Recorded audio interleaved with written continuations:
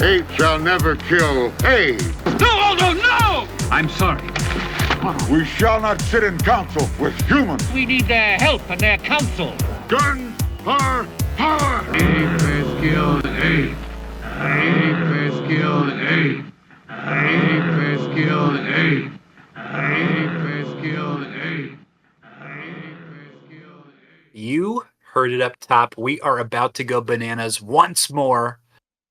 Close to for the last time, for the original films anyways, as we talk about the fifth and final entry in the original franchise of Planet of the Apes. It's Battle for the Planet of the Apes here with your hosts, Colin the Pet Squirrel. Mike Neelius. This is Jakeezer. Jakeezer.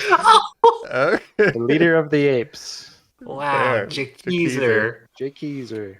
All hail Jakeezer. All hail Jakeezer. So we're back. It's the fifth and final installment in the original 1970s Planet of the Apes. It's been quite a journey. We did Conquest last time. How are you feeling generally with the original series? Kind of, we're going to be turning a new leaf after this. So, I'm excited. Yeah. Had you seen this before also, both of you? Had you seen this ever in your lifetime? No, absolutely not. And I'll say, as much as I've been enjoying these originals, this one may be the least enjoyable for me, but I'm ready to move on. I'm ready to talk about Tim Burton. I'm ready to talk about some new apes. It's going to be fun.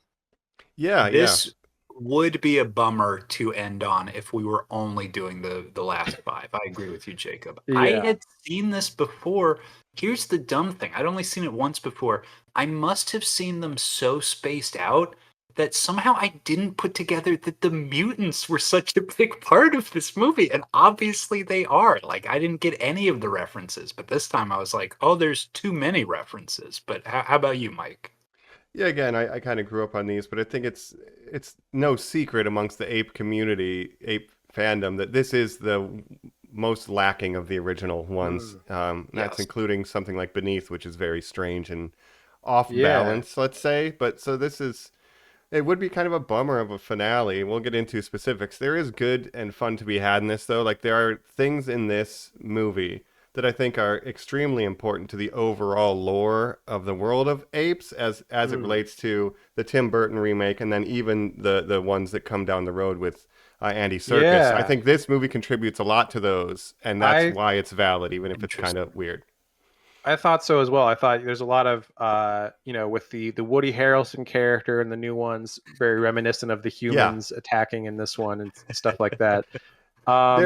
They're fixing the sins of the past a little bit in the remake series, and this being one of the major sins, maybe. Like, this one had some interesting ideas, but I also thought it was sort of a struggle for me to get through this one. I thought it was the most boringest of the five and the cheapest looking of the five. Looks like it was made for like $5. And it was made for literally $1 million. Yes, it is so incredibly cheap. Of course, again, we've talked about every time they recycle the makeup and costumes. So this, the fifth time, everything just looks dirty and useless. And Jacob, you call it boring. I say I wouldn't go that far. There's just too much going on. Where every scene I'm like, why are you including this now? Why are you bringing up this now? Why are you trying to do this now? It just seems a very scatterbrained film to me. They're trying to establish a lot of the world building post the last movie, post the revolution of the apes and stuff. So they're setting up this whole new world building. But also, I feel like a lot of it is, like you said, taken up by stuff that I don't care about. Like, even just the first half when they're going on this expedition to the city and stuff, it just takes forever for them to do anything. It feels like it's like, this is what you want to focus on for your last movie. Again, they kept making them lower and lower budgets until the returns kind of stop. Obviously, this is the last theatrical release for a long time, and I have a little bit of facts about that when we get into it. But yeah, there's issues here, but I don't think that means there's no fun to be had. But at an hour 25 minutes, it feels like 2 hours, and that's a problem. I do it was want a to struggle for me to watch. I was just like, I was looking at my watch a lot, thinking like, man, this thing, what's going on? Keeps going. There's the bones of a good idea in here. It's just not on screen, unfortunately. But we do have also this episode, the last of our original quizzes. Then wow, I want to let you guys know I went back and looked at the scores Wow. Would you believe that it is a complete tie Sure. all the way through to now? Planet of the Apes was 3-3. We Beneath tied was every 4-4. Yep. Escape was 7-7, and Conquest was 7-7. So it is a dead Wow. heat. We're So too when we get good. to the quiz, it will be the battle for the Planet of the Apes crown. Wow. And I have Interesting. one question that will guarantee that there are no ties. So Wow. Okay. we will have a winner, so Okay. stay tuned for that. But A little setup. yeah. But otherwise, I think let's jump into it and find out, I mean, we definitely know we weren't the winners maybe necessarily on this one, but there's some fun to be had. So let's get in it and let's get crack those bananas and let's get after it. Right after this. Have you ever had a banana soda? I feel like I've had a banana cream soda. They had those Ollie Pops that were tied into Despicable Me. Did you guys ever have any of those? No, I'm No. not a fan of banana flavored things. Banana as a Disgusting. drink is interesting to me. I'd probably rather have orange or something like that over a banana flavored drink, but I would try it. Banana milkshake I've had. I'm kind of like Kim Hunter. I loathe bananas, Zira. There's Right. flavored things in my drinks. I'll put a banana in a smoothie, but that's about it. Oh yeah, Um, banana smoothies. But the flavor that the banana flavors derive from is from a banana that is extinct. That's why it doesn't taste like the bananas that we eat, because when they made the Oh. banana flavor, we don't have that banana anymore. So it's a fun fact for you. But let me radiation ask you will bring this. those back. If you're in the Forbidden City, you're eating those kinds of bananas. But Correctly. yes, Yeah. Jake. And that's where Since at we're right now. back, we're talking about bananas. And speaking of bananas, do you guys like bananas as a food item? I don't. You don't. I'm a banana fan. I like to, I go to Yeah. the grocery store. I'll buy a bundle of bananas like per week, and then I'll just eat one every morning as part of my breakfast. I like to have a light breakfast, so I'll usually have like banana and coffee, and like that's my morning. Potassium. It's a great, it gives you some energy in the morning, and I think it's a perfect These are fruit to eat Banana. just coffee. raw. You just peel It it. comes with eat its it. own hand wrapper, right? Yeah, It's good on the yeah, go. it's super convenient. So I'm a banana fan. I'll come out as a banana fan. Well, I'm glad. Thank you for your bravery and trusting us on this outlet. not When like they Zero, go yeah. bad, do you do banana bread? No, I only buy enough that I know that I'm going to eat them, because I don't like when they go a little too ripe. Like I actually like them underripe, a little Mhm. green preferably, and then they do ripen over time. But I try to eat them all before they go bad. Fair. Yeah. I mean, I like a banana, but generally I will kind of speed run my fruits intake. So I'll do a smoothie with strawberry, banana, and the base will be Oh, orange sure. juice, blackberry, Oh, yeah. blueberry, and I'll just kind of do that. One whole banana in each of those. So That's great. Yeah, smoothies are good too. I don't buy that much fruit because it's just like too much of a hassle, I think, for like fresh fruit. right. And it can be, some are more expensive than others. That's the other thing. Bananas super cheap. You can get like 5 bananas for like $1 or I something. love these tips. Not like banana eggs. tips you have. Yeah. And a peanut butter Yeah, I've banana just always been a sandwich is banana great, guy. right? I mean, that's Sure. a fun Yeah. sandwich. Banana Yeah. and peanut Yeah. butter is a good combo. I used to eat bananas all the time when I was growing up. My mom would get them and stuff. Kiwis, another good fruit in the morning. Grapefruit. Kiwi. You got to peel you them. never That's have the a- problem with just a- kiwis. Well, kiwi, you just cut it in half. Eat it with a spoon. And Oh. just dig it out of the. That's the. What? That's the I don't think Or I've ever using eaten tools. a kiwi. You've I'm never not eating it eaten a like that. I kiwi. love kiwi though. See, my mom used to Wow. buy them all the time. And yeah, you just cut it in half like a grapefruit and just dig it out of the skin. That's the Wow. trick to eating them. You don't have to peel them. That's the hack. Okay. Kiwis okay. are great. Yeah. I feel like Charlie. I got a lot of that's always fruit kinda tips. like, what? You're eating these fruits I've never heard of? Yeah. Oh, geez. But yeah, that's Couple fruit that's tips for banana you. talk. Fruit corner. I'm trying to eat like Um, the monkeys, in this movie. I didn't realize Well, I'm on ver- this podcast with a couple of Tarzans, a couple of Yeah. Jungle Boys.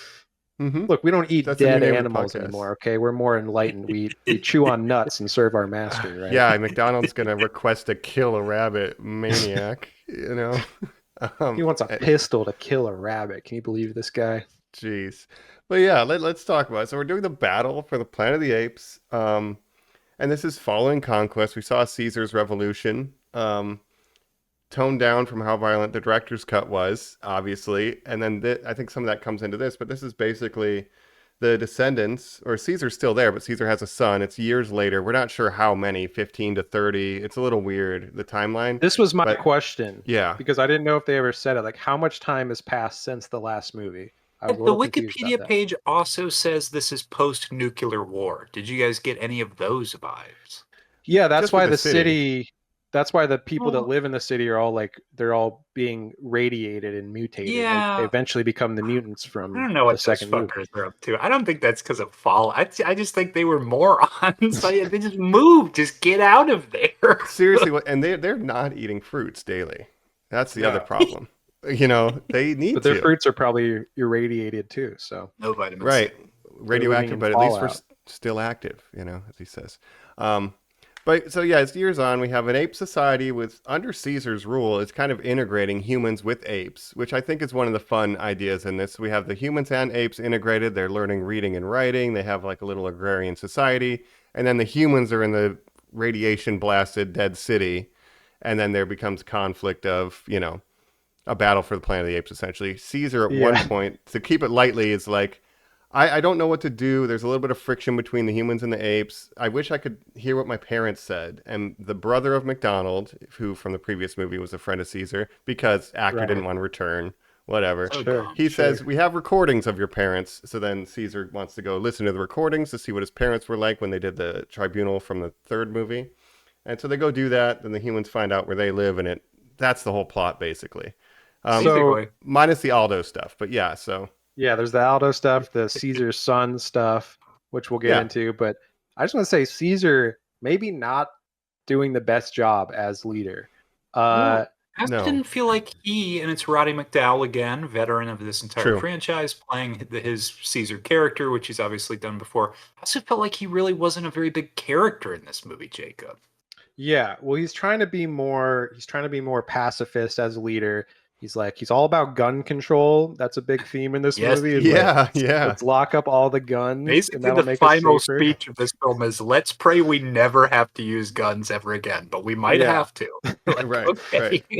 But then this whole expedition to the Forbidden City is what notifies the humans that the apes are out there, and that's when they decide to attack. So it's like him going to the archive to see the video or the recording of his parents is like what sets off this whole battle, because it seems like the humans didn't even know that they were still out there and weren't planning to attack until they're like, oh, Caesar, that fucking ape from before, is here. Let's go kill him. This will break a pact we've had for, do they say 40 years? They do say decades long or something like that. This is confusing. So they're acting like it's a long time. Caesar, everyone looks the same age. Caesar is immortal.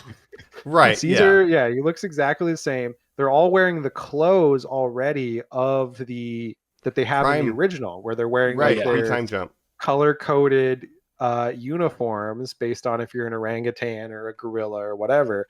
So it's like they're already wearing those clothes. Then I was wondering about this whole integrated society with humans and apes and how that turns into what we see in the future, where humans are mute and they're like basically like animals living in the wild. And even with this Lawgiver prologue setting up the story, we see in the end that he's talking to a bunch of humans and apes together. And this is like 600 years later. So I'm very confused by all that. Let's hit pause then and talk about that real quick, because that is the framing device. It's director John Huston. Very strange. Portraying the Lawgiver, like you're saying, this framing device, we don't see yet, but he's just explaining the history of there was an ape named Caesar, and he was very, very wise. Now, Jacob, you've said you haven't seen these films before. You know, because we've covered all these, the importance of the character known as the Lawgiver. Boom. Yes. We're finally getting him here. Is this satisfying in that, again, he's not really much of a character? He's just kind of the narrator? He's a framing device, yeah. Yeah, well, if you remember, maybe in my past episodes, I said my theory was that Caesar was going to be the lawgiver because he's the one who creates ape society. He makes the rule of ape shall not kill ape, and these other rules and such. A big rule in this one is that humans are not allowed to say no to apes because that word triggers them. Right. They were conditioned violently with flamethrowers. Apes can say no to other apes, but humans can never say no to an ape. Yeah, don't say the N-word to the ape. If you're a human, you cannot say the no. But yeah, so I thought Caesar was going to be the lawgiver or something, but apparently the lawgiver is just some guy that lived 600 years after Caesar. So It just feels like to me we're connecting dots that aren't necessarily things you need to see on screen. It's fun for me and like you're saying, Jacob, to come up with these theories to be like, oh, I guarantee this is how this culture ended up, or this is how they got there, or maybe the lawgiver was this guy. Instead, they're like, no, no, no, we're going to make everything text in this film, and it's going to be very complicated. yeah, Yeah. like even I mean, this society that Caesar set up, right, where it's like, yeah, humans live with apes, but they're not quite their equals. Like they're right. basically servants to the apes, but they have some free will. It's just like a little questionable. It's like, well, I don't know. It's strange. Yeah, and Caesar gives a speech at the end of Conquest that was changed, obviously, where he's like, and if we're to rule the humans, we'll rule them with kindness and stuff. And so they're kind of like doing that. So like the humans aren't equal, and he's kind of saying, oh, I don't know if I can trust you guys yet, but we're working on it, you know? So that's a Yeah, little strange. And then the lawgiver too, he was a religious figure in the original Apes movie. So it's like, we don't Yeah. revere Caesar. We revere just a guy who talked about Caesar. Like, how did he right, become a religious Yeah. like deity essentially, right? Now, right. quick complaint because Mike, you just brought up that original ending. That's, of course, now considered the director's cut of Mm-hmm. Conquest for the Planet of the Apes. This film has a director's cut as well.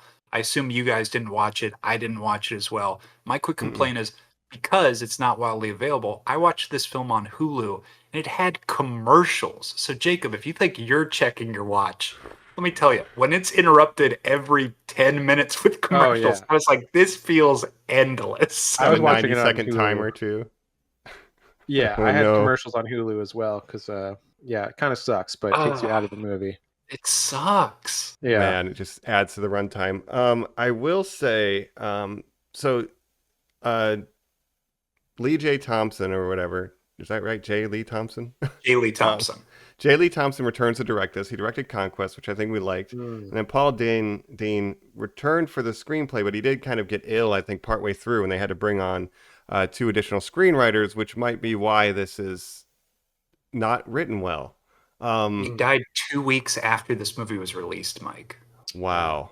Jeez. Yeah, that's, and I don't think Arthur Jacobs was on set at all. This was a lot more hands off, I think, from screenwriting, from producing. Like it definitely feels like that.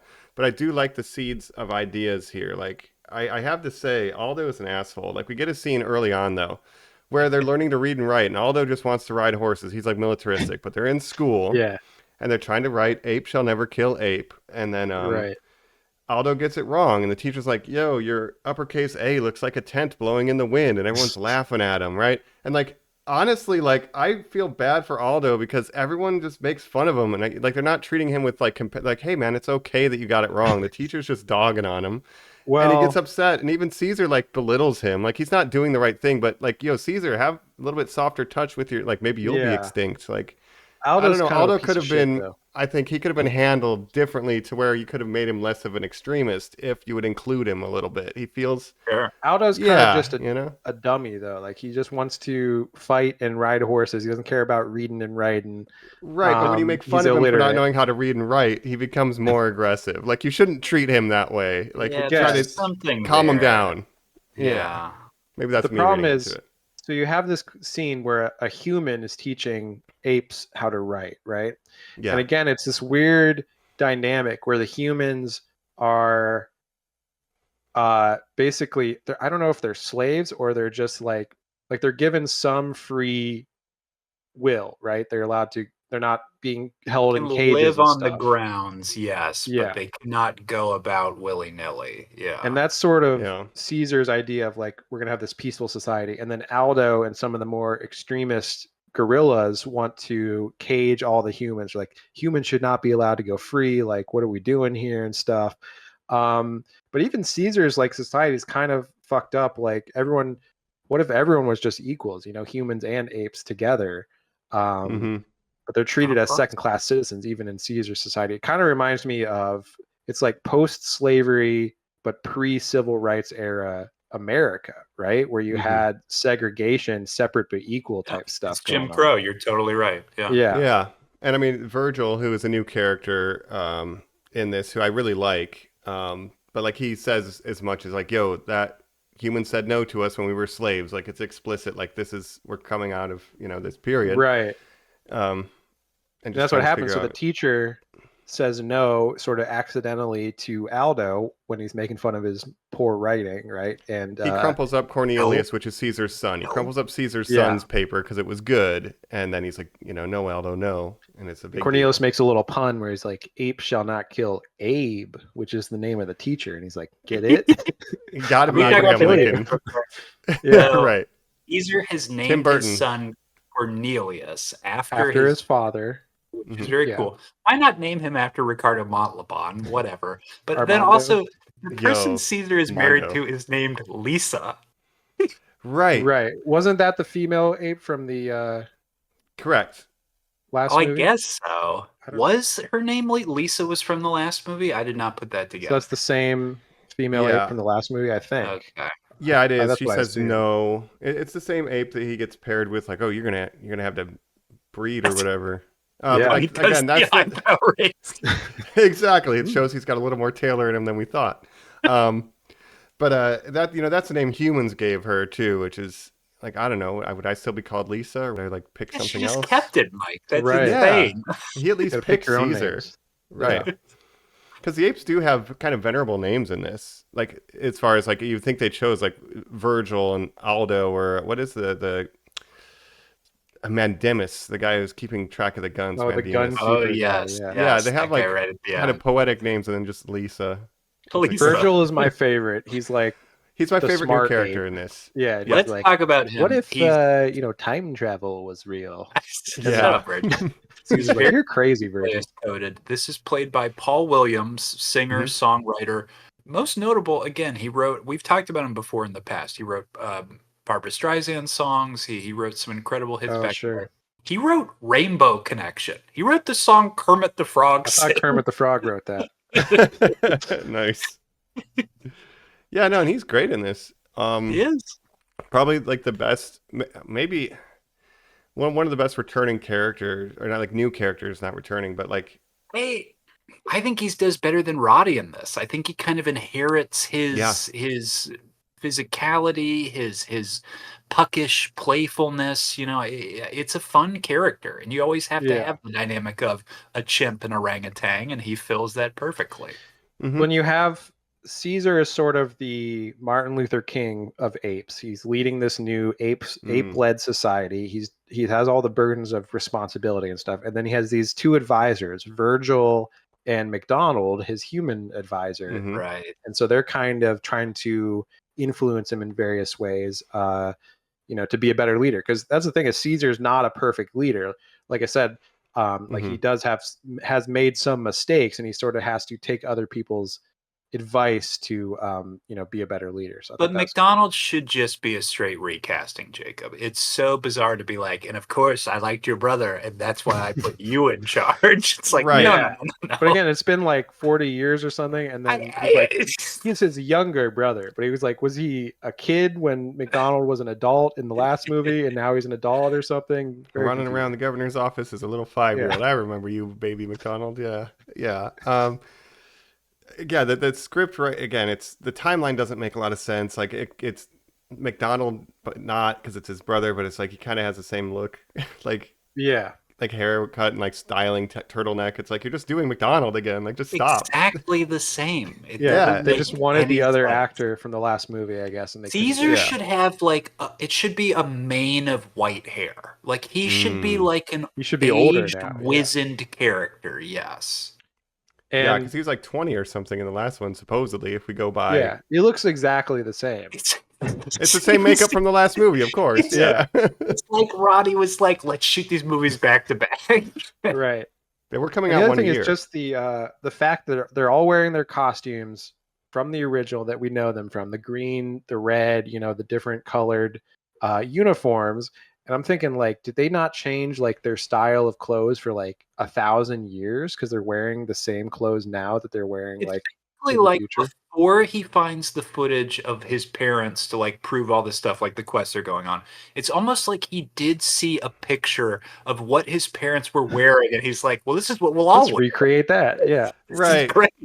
I guess But it's again, obviously reasonable that's that because they probably already had those costumes. They're like, of course we're going to reuse these to course. save Yes. money. This But is what for the people lore. know the apes look like. Yes, for Yeah. the lore, it makes no sense. it's very funny because it is trying to like get us back to status quo of eventually when Taylor shows up. Like we're eventually getting to ape-dominated society, but it is like I guess Cornelius and Zero were just like, yeah, so gorillas wore purple. It kind of looked like this, but purple. Orangutans wore orange. And like yeah. somebody wrote that down, and Caesar was This is like, oh, good. shit. I like Oh, this. I guess we'll Yeah. just do that. Yeah.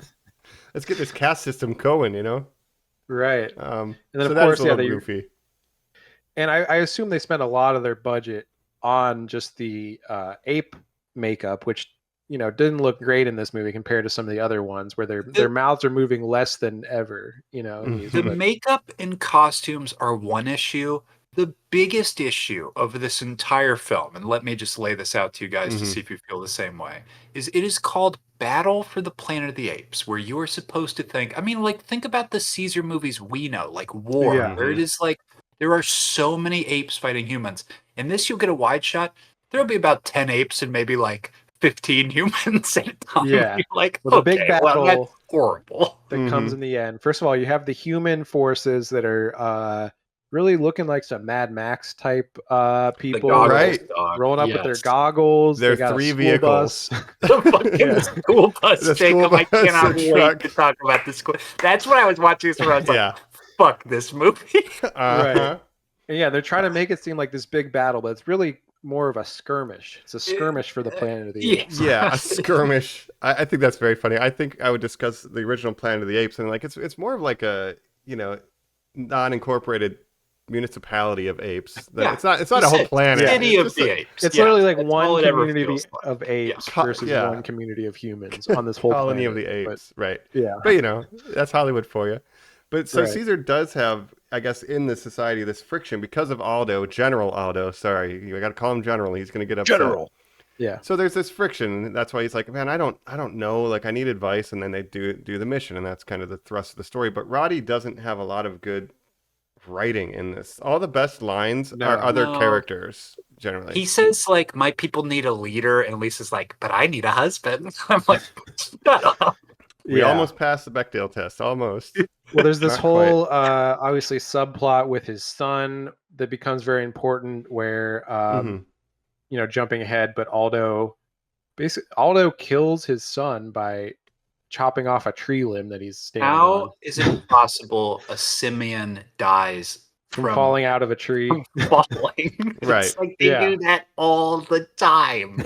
Yep. Yeah, you think apes would be able to survive something like that, but this Cornelius is kind of a not a great ape. When I we guess. get the CSI later with McDonald's, where he's like picking up the tree branch, and he looks up, he's like, "Somebody cut this." I'm like, Yep. "Fuck Yeah. this movie!" Again, multiple times I said out loud, "Fuck." This movie. Yeah, we'll just Yeah. spoiler it too, but I do think that's funny when McDonald goes there and like to get the branch, he just reaches up. Yeah. Like it's not really high up.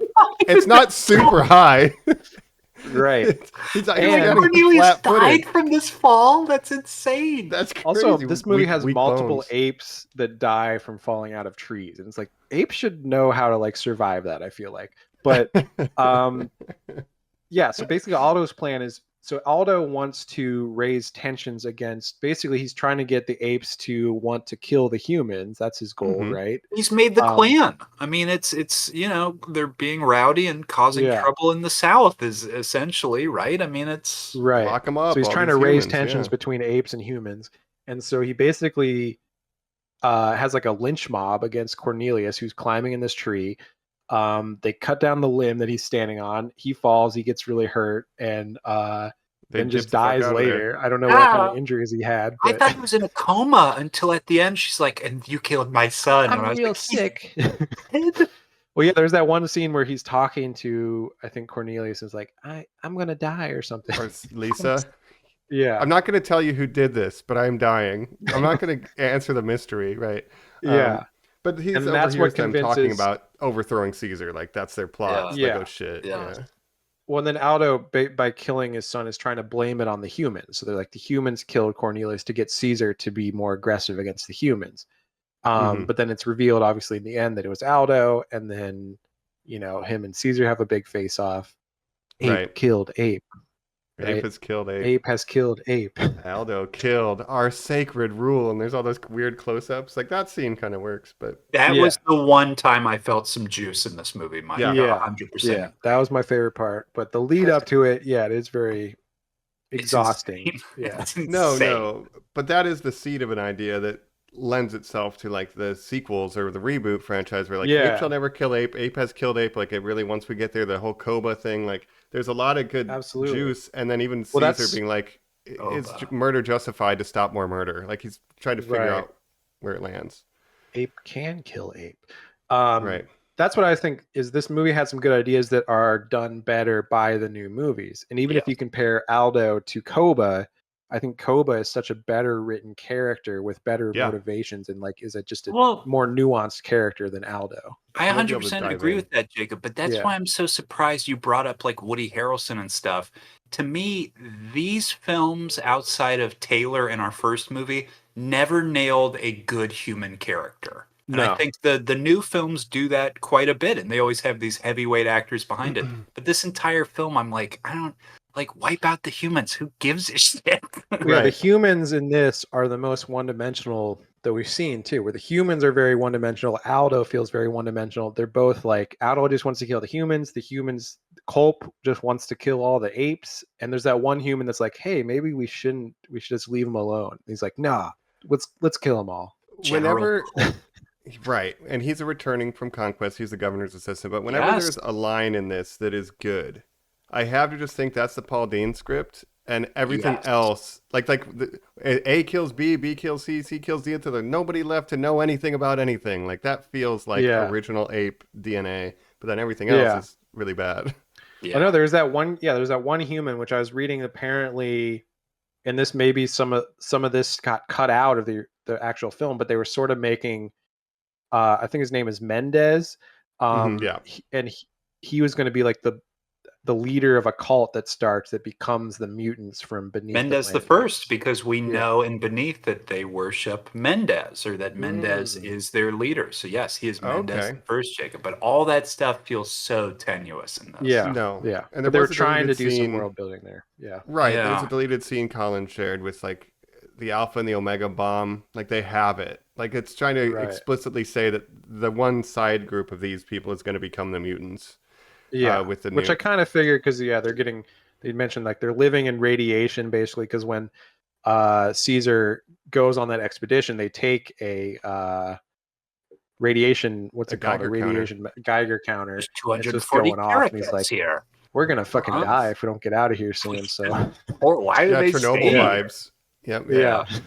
I gotta say, so Cope is back as our villain for the humans, and man, what is this writing? Because he's literally just like, I'm just bored. I want someone to talk to. Like his motivation is he's bored.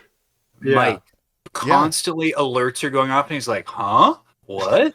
I don't care. What? Maybe it's those scouts we sent. I don't know. And you're just like, this guy doesn't seem like he wants to be in the movie. No. And then he's just like, oh, fuck it. Let's go kill the apes. Like, I guess they have food, but like he's literally just like, I'm just bored. I wish I had somebody to talk to. Like that's his introduction in this movie. I'm like, what? And again, it's very one-dimensional. Feels like the humans are very badly written, and it's just like, we're just living in this radiated city. Let's go kill the apes that we didn't realize were out there. I do want to shout out one moment though. It's really stupid, and only I probably picked up on it. But France Newen plays Alma, like the assistant to Cope. And there's a moment when like the alarms are going off, and he's like, "Oh, go call the thing or whatever." And she goes over, and forgets like to press a button. Oh yeah, she has to turn on the mic. She actually goes, "Oh yeah," and like I don't know if that was improv, but I love that moment of like we don't know what we're doing over here. It feels so lazy. I just love that little. Oh shit, I forgot to flip the switch. Okay, But then they take their Jeep and their school bus and their guns and stuff and their goggles. I want to know where they got all these red goggles from. They got these like caps that they wear, these hoods. Yeah. Yeah, very those were not in strange. Century City last They're time. not at Yeah. they're not at the point yet, but we will know they will achieve where their faces have fallen off and they've put on those incredibly elaborate They're masks. dabbling some cover, some foundation. They are putting on makeup on their weird boils, and they are wearing the sort of start of the uniforms, like black versions, basically. Yeah. Yeah. That's why I was like, oh, these are the predecessors to the mutants in Beneath the Planet of the Apes. And there's a world where these elements can work. Like I could see Caesar discovering these humans that need help, and he's like, shit, we don't have enough food and stuff, and then Cole presents him, and then maybe he uses Aldo, who will be like, look, you want power more than you want revenge, like work with me, we'll overthrow Caesar. Like you could have these mechanisms working, but the pieces on the board just aren't really utilized well. It's very one-dimensional. Yeah, tie your villains together. That's something this film doesn't attempt at all. Compromise or your values. multiple plot lines. Yeah. Aldo and Culp are kind of two sides of the same coin, where they both have the same kind of prejudice against each other. They can't be, but they're just both very one-dimensional in their motivations. You can play that for drama somehow, and they just don't. Like they never even interact until talk to each other. It's not great. But also just I think like the motivations of the humans wanting to attack the apes, it's like they didn't even know about the apes until Caesar showed up, and then they chase him out of the city, and they're like, okay, let's go kill all the apes, I guess. They send the scouts, and the scouts are like, they got a lot of cabbage, man, let me tell you. Like, sick. We love cabbage. Like, okay, like, that's the only motivation. It just becomes Mad Max. I mean, it just... Yeah, they roll up looking very Mad Max. Mid-Max. But yeah, it's like if Caesar had never gone there, they never would have, this whole like thing would have never happened. They would never attack the apes, right? Here's a little issue I have with it. Now, the thing that he goes there for, Jacob, of course, like Mike said, is McDonald's goes, well, there's video footage of your mom, Zira, and your dad, Cornelius. We should go see what they kind of thought. We'll watch these things, and Caesar, that'll teach you. And he's like, oh yeah, that's a great idea. They put this video on. McDonald's like, all right, now the images are going to play over here. Like, let's sit down and watch. Yeah. It's a video, but there's still images. It's like a slideshow. Still images so with I thought it was supposed to be an audio recording with still images or something. But I feel like it's when that one human got Zira drunk and was like, hey, you guys are like here for some nefarious purposes, right? And we're just supposed to believe that guy was taking pictures while he was recording. Yeah. And you can have that grape juice plus. Right. Oh man. See how far we've come from grape juice plus to this. Like you don't own the footage of the presidential tribunal? Like you can't just show them like it was a big deal. We know it was a big deal. It changed the world when these talking apes appeared. And instead it's like, well, you're probably watching this and here's what I think. And it's like, okay. Yeah, and the first 5 minutes of this is a flashback of that. And luckily they spared us the shooting of a baby ape, but they did show how fragile apes are when they fall from heights, because it got Cornelius Prime as well. Right. He got shot and then fell down. Yeah. This is how I knew the movie. I was like, oh, this is going to be a rough ride for me, because I started up. Every one of these movies has had a pretty interesting opening or a good hook, right, to get you into the movie. This one started with like a 5-minute recap of like the last couple movies. The Lawgiver says previously narrating. On. Yeah. And it shows a bunch of footage from Escape and Conquest and all these previous movies to catch you up, I guess, to where we are now. But it's like, man, every other movie started with like something interesting happening. And this movie starts with this flashback. Yeah. We start like 600 years in the future, then we go into the past, and then we go back to slightly more recent past, and then that's when the movie plays out, and then we go back to the future. Which weird. I understand, like in the 70s, people weren't able to just rewatch these whenever they wanted, so this helps them remember what happened in the previous movies. But it's like in the age of streaming, it's definitely, it's like, previously on this TV show or something. But again, the joke we've made this whole time about Bobby Draper watching these movies, Jacob, and the fact that Bobby Draper's now like 6 years older, eight years, maybe 10 years when he saw the first one, right? No, only 5. So this is the other thing I wanted to mention that's insane. So this movie came out in 1973. The original movie came out in 1968.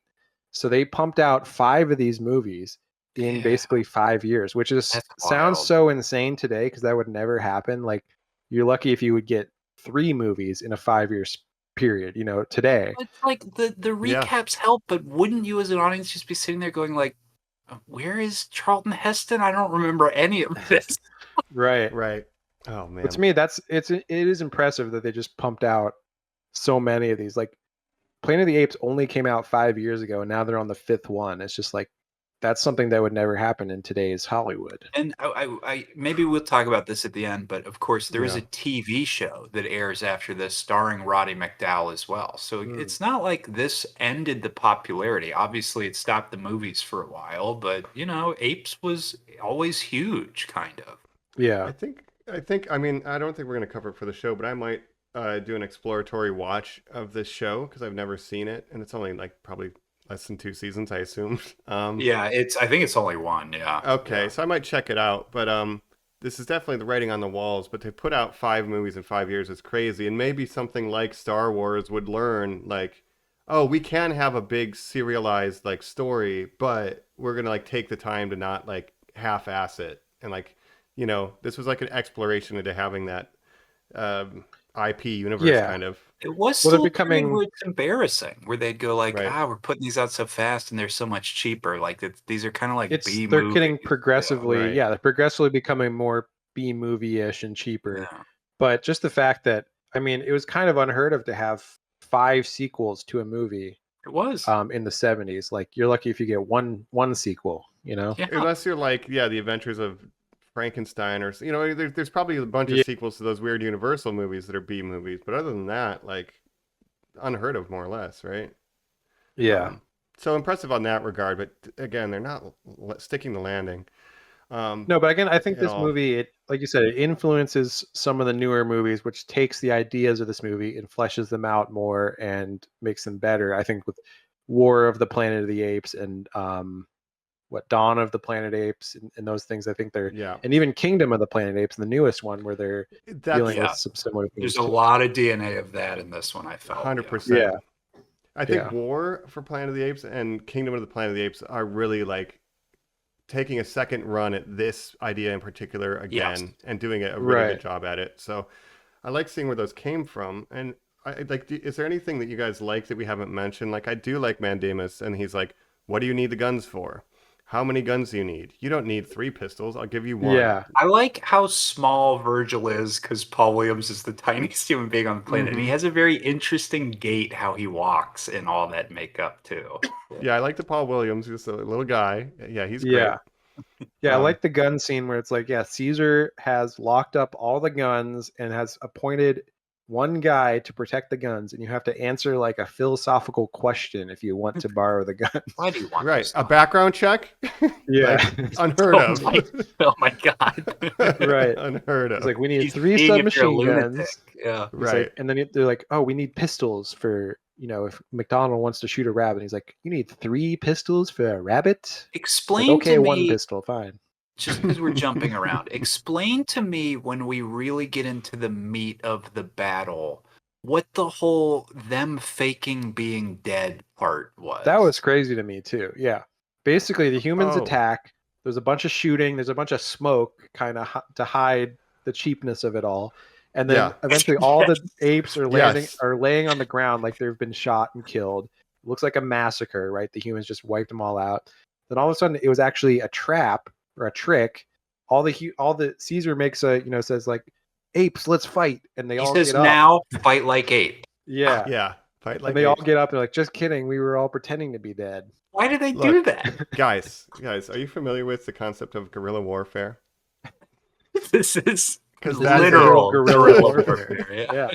Yeah, it's just a Very big ruse, good I way. guess. We're defeated, and that's the one sound tactical decision he makes. It's like, just lie down really quick. I'll pretend they're going to capture me, and then we'll surprise him. I liked Ursa so much more than I like Aldo, as far Yeah. as like Who's Ursa? guerrilla generals go. He was the one Ursa's- from Beneath. He was the one who Oh, was like, sure, no, sure. fuck this. We're going out there and killing those mutants. Yeah. They are kind of Basically, the it's same always character. the gorillas trying to start shit. Yeah. Yes. The apes and the chimpanzees and the orangutans are like, we're so enlightened now. And the gorillas are like, nah, we want to fight. This shit. Which, hey, shout out. This is the first time we've seen one of the apes riding a horse, I believe. Or did they do that earlier in the series? No, they I have. don't. In the I first think movie. you're. They got I net. think in Well, the That's right. first one, yes, That's yeah. but I right. think It's this been is where it's established. finally come full round, and we I'm get back. some net action in this, Mike. I think those are the very clear. They have developed those skills. Yeah. I clap whenever I Yeah. see a net in these movies. We have been 2 movies without nets, and as soon as it dropped, I'm like, thank God. Right. We're here. Yeah. We're back, baby. We're back. I feel safe. So basically, Yeah. Caesar takes all the humans captive. He's like, "Don't kill them. Don't kill them. We're just gonna capture them all, and we're gonna, do whatever." But then Aldo's plan, they're like taking him away in the school bus, and then Aldo attacks them and is like, "Let's kill all the humans." And so then the gorillas do kill, like, I think most of the humans, if not all of them. Yeah, Uh, Caesar lets them escape, and then Aldo murders everybody in the school Which bus. again, Well, yeah, there's bad no leadership by gasoline. Caesar. Right. Yeah. Just walk away.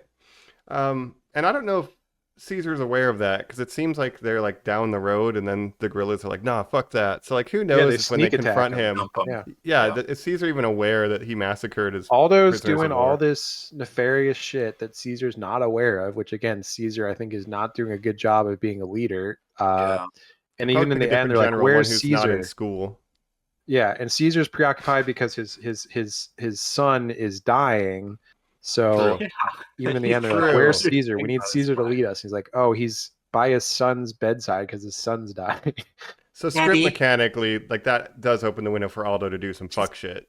Yeah. I know that I should tell you who murdered me in the plot, but do me a favor and feed my squirrel.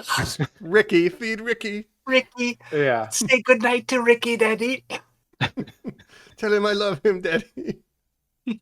Oh, when I pass. Oh, jeez. And then But yeah, so there's then we this get scene- the oh, go ahead, please. well, there's the big showdown after. So Aldo kills the humans, or most of them, and then he comes back to Caesar and is like, "Yo, what up?" And then all the apes are like, "Wait a minute, Aldo killed Cornelius," and that's that big moment where they're That's like, the moment "Ape we has like. killed ape, ape has Mhm. killed ape," and then Breaks the law. The Yeah. way this franchise, it's so interesting because the franchise we're about to talk about, the rallying cry that we all obviously parrot is apes together strong. Mhm. But for this 5-film original franchise, it has been so beaten into us. Ape shall never kill ape. And it is Mhm. such a strong moral message. And when it finally pops and that this is the big issue, you do feel the weight of it. Like it is a strong moment. And it And builds. again, yeah, the he's the scene. original Koba, where Mhm. Aldo is the original Koba, because the Koba Caesar arc of the new movies is very similar. And then Yeah. there's that moment, and then McDonald is like, or one of the humans is like, "What just Welcome to happened?" humanity. And, Yeah. and McDonald's like, "Yeah, I think they just became humans or Well, something." They welcome just to join the human race. Yes. Yeah. Human race. And I think that's a great line. And also, like, it builds because Caesar wants to release the humans once they win the battle. Aldo shows up and he's like, "No, we do what I say." Like, he's trying to coup. He's trying to, like, "No, I'm in charge." Yeah. And then it's like, And "If he's you don't also listen to me, rounding up Caesar, I'll all kill the- you." And that's when, like, wait a Yeah. minute, you've already killed, and now you're threatening? Like, whoa, hold up. And that's like, It's believable that that's Yeah. why their entire society would unravel, that they had this smug superiority of we're above humans because we don't kill each other. And the moment it happens, it's like, fuck it, let's all just live together. Like we can, like nobody can be the masters of anybody. This Well, is all Caesar mm-hmm. was too idealistic in yeah. wanting to coexist with humans, and then Aldo's like, "Nah, we gotta enslave those fools," and he starts rounding up the humans in that community and putting them in the cage, right? And Mm-hmm. so he is trying to coup Caesar and take over and like change how the society is run. And then Caesar has to challenge him, and then they have a big face-off in a tree. And again, Aldo We should falls talk out of about- a tree. There's some swinging too. It looks Oh, yeah. terrible. Yeah. It looks so bad. Yeah. Yeah, unfortunately, like the cinematography and stuff in this movie is just not very good, and Oh, yeah. you know, it's looks ridiculous. very cheap. And it's like, But yeah, no, as the ape adage goes, though, at least for this final confrontation, you live by the branch, die by the branch. So Aldo gets what's coming to him. Yeah. Drop my son, I drop you. Yeah. Exactly. but definitely I was Right. getting big Caesar versus Koba vibes, and Yeah. I'm excited to talk about it when we get to it. But you know, I've can't mentioned wait. before, I think Koba is such a like. See, I love new Caesar in the new movies, of course, and I also Yeah. love Koba because he's such a well-developed villain, and sympathetic in some ways, and like he has much clearer motivations. Yeah. So it's very Shakespearean. So I'm excited to get to that too. Would this film Yep. have made more sense if, like, Proximus Caesar, the leader of this entire movie, was Roddy playing Cornelius, his own son? So we would get, like, basically Roddy playing the third generation of his characters who had just, like, misinterpreted all of his father's teachings. Like, wouldn't that be more interesting? Right. Yeah. Anything like that. Was Roddy yeah. McDowell? He's not still alive, is he? No, he's very long dead. Yeah. That's a shame because it would be, yeah, if he would have been in these new movies in Lawgiver? a cameo or something, that would have been really Well, cool. we'll talk about on our next one the guy who comes back for a very big cameo in the true. Tim Burton film. I haven't But, seen that movie in so long, so I'm excited to rewatch I'm that intrigued too. by it. But the Yeah. best thing this movie in particular did was plant seeds for the reboot, basically. Yes. You know, Yeah. Yeah. 'cause on its own, it is a hard watch. It's boring, but there are they've just joined the human race. Love it. I love the asking you questions about the guns. It's super simplified. Maybe I was a kid, but all those like guns are power. I want guns. I'm like, oh, message. Like I thought that was deeper than Yeah. it is, but like Which Might relevant. is right. Yeah. Yeah. Again, that's the new movie, Proximus Caesar. I need what's in there. Guns are in there. Guns mean we are evolved. But I thought It's Right, like, just a oh, better Yeah. version. Yeah. But what's interesting Yeah. about Kingdom is Proximus Caesar, he wants knowledge, and knowledge is the Yes. ultimate power. Like the more knowledge you have, the more power you have. So I thought that was a very interesting angle that they Yeah. do in that movie. Well, too. aspects of breaking in a facility to look at archival footage or documents, like that's what Yeah. they do in this, right? To go look at what his parents said. It's just a Right. more well thought out dramatic execution of it. So Yeah. let me ask you guys, how do you interpret the end of this film? Because let's talk about the twist Yeah. ending, which is we Yeah. cut back to the lawgiver after all of this. He's giving this great oration or this Mhm. speech to people. We turn and see Ape not and human just apes. children alike. Yeah. They're sitting together. A little girl, a chimpanzee pulls on a little girl's pigtail or whatever, right? They kind Yeah. of get in a little spat. The But little to girl me- asks a question or something to the lawgiver, and then the chimp like pulls her Then she hair, pushes and then they them start down to fight. show that we're Yeah. like, we're just razzing each other. But is that what it is, or is it a hint that there's further conflict? I in the thought that's what it future? was, where it's like, yeah, humans and apes live together, but they're still in conflict. Even the kids are still fighting, and then it cuts Well, this to is yeah. the statue of Caesar, and then he has a little tear come down his. So the real question, why is he crying? That Yeah. is because we're still there's- not living in harmony. But to Right. me, is this whole setup at the end? Is this an alternate timeline? Have we completely what I didn't changed understand. things away from Yeah. Taylor ever coming? It seems like the society will never fall enough that we're just like you said, Jacob, at top. How do they become mute slaves? Yeah. I mean, I Right. guess it gets into the question of time travel, where maybe because Caesar's parents, Cornelius and Zira, came from the future to the past, that changes the events of the future by having Caesar, who obviously started the whole ape society. So I guess if they never came to the past, then the ape society never would have happened. Yeah. Because Caesar would have never been born. Which I've always taken as the whole new film franchise is a result of things playing out differently. But are we? Yeah. I mean, this almost implies to me that there's 3 separate timelines. Right. But I think Maybe the problem 4. is, Yeah. they had a maybe more 4. simplistic view of franchises and connecting franchises in the 70s, obviously, than they do Yeah. now, where they were just retroactively trying to make it fit the original, but also like obviously these are all written by different people and Mhm. stuff like that. So they're trying to make it beholden to the original, but also change certain things. So like, well, maybe what if in the future humans and apes are living together, and that's the twist, but it doesn't really make sense. So I guess it comes down to us and our personal interpretation that we all just discussed of, do you find this ending hopeful or not? And I guess if you find it hopeful, then that would, to me, would imply that you do believe time has changed. Yeah, I think it is more hopeful because they're living together, but also there's still some friction. So it's kind of Yeah. hopeful, but it's not perfect yet. That's kind of what I take Right. from it. And Yeah. of course, the line we get from the Lawgiver is, "We have still not reached the time where guns," or the whole speech about there will become a peace one day. Caesar says, "where we will never need these things." Lawgiver says, "and we have still not hit that time, but it is a time that we hope to achieve one day." Yeah. Right. I've just Googled for a little bit of clarity. This allegedly Lawgiver scenes are taking place in 2670, the year 2670 of our ape. Yeah. And then the main movie is year 3978 because it's 3,000 years ahead. So we're still 1,300 years away. So from so a long Taylor. time takes. It's a long time between Caesar's time and Taylor's time. But Yeah. what's We have funny over is they're 1,000 wearing the years to same get there. clothes for 1,000 Yeah. years. Which that's Nuts. because they learned about those through time travel. Maybe originally they didn't Right. come to that till But they later, never but changed their style of clothes for over 1,000 years. they're conservative people, you know. Yeah. They stick with the agrarian. They figured technology. No, we're just going to keep growing crops and Right, having we're gonna wooden live in the cages. Mother, Yeah. why is it important that we wear clothes like these full body jumpsuits? Well, darling, that's because we only have the makeup budget for our faces and hands. Yeah. Yep.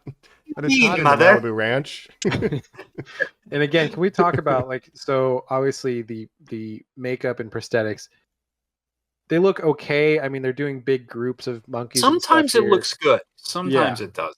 And like I said, with Aldo, when Aldo's speaking, it's like he's talking through a mask for some reason. So it's like Mhm. very obvious that he's like his voice sounds muffled whenever he talks. Virgil can only talk out of the side of his mouth too, because Yeah. it's so paralyzed and frozen. Jacob, their faces. You're right. Yeah, I'd say it's better than the rubber masks that we've seen, the pullover masks. Like, it's all prosthetics at Yeah. least, but the mouths are less articulate. But I think I was impressed at least a little bit by where the makeup meets the eyes. Yeah. Like, that seemed pretty Well, and seamless, but the it's- mouths were not great. the scale that they have to do, and obviously there's in the last movie there was a lot of apes and stuff too, but like they have to do this whole ape society, so it's not just like in Escape from the Planet of the Apes they only had to do 2 apes. Yeah. So Well, that's why it was set in to save budget. Yeah. right. Fucking best. That's what an idea that Yeah. was. But then, Jacob, I also assume that like Cornelius, that's not a kid actor, really, right? I think so. Maybe it is. I'm not sure. Okay, because then you would think about child labor laws. Half your day would be applying all that makeup. Yeah. No, it's the 70s. We don't think about. Well, yeah, maybe they were. Yeah, you're doing 12 hours, Mike. Yeah, you might be right. Yep. It doesn't start. Your hours don't start until the makeup's finished. Technically, in this day and age, Right. Who knows? I don't know. Yeah, I thought it was a kid, but maybe it's not. Maybe it's just like I think it's a woman. short I think person. it's a woman playing a little boy. Actually, I'm gonna look it up because we have the power of the internet. But Please do. let me see. Yeah. I don't know. I got very strange adult trying to play a child vibes from that character, especially with the I'm not staying up late. I'm just trying to feed my squirrel Ricky. Yeah. Then he goes and climbs a There's tree. a scene where he's playing guns with his human friend, and then his mom's like, "You should never play guns. Guns are bad. That's what Caesar has taught you." Lisa says this, Jacob. Lisa Simpson. And I'm Lisa. She should have said, "I've changed my name to Mona. Call me Mona, Lisa." Like at least something artful, right? Well, your mom, it was so important to you, Caesar. Your mom's name's Zira. That's why I took the name Xenia, or it's just fucking something. Lisa. And that's the same actress from the last movie, right? It is, yeah. That producer's girlfriend or whoever she is. Oh, Natalie Trundy. Yeah. Mm-hmm. Cornelius was played by a person named Bobby Porter. It's a boy, okay. Yeah, mostly having stunt credits, Terminator 2 Judgment Day stunt credits, and Malcolm in the Middle TV stunt credits. Mostly stunt credits. How about that? If I was Frankie Muniz and the guy doing the stunts for me was like, "Hey, do you know I played the kid ape in the 5th Ape movie?" And how old were they? I like to think Cornelius was playing Edward Furlong on the motorcycle. Like that's my. I'm sure he was. Yeah. Yeah. You might be right. 1952 was his birth year, so. I'm sure he was a little guy. Yeah, it's a little guy.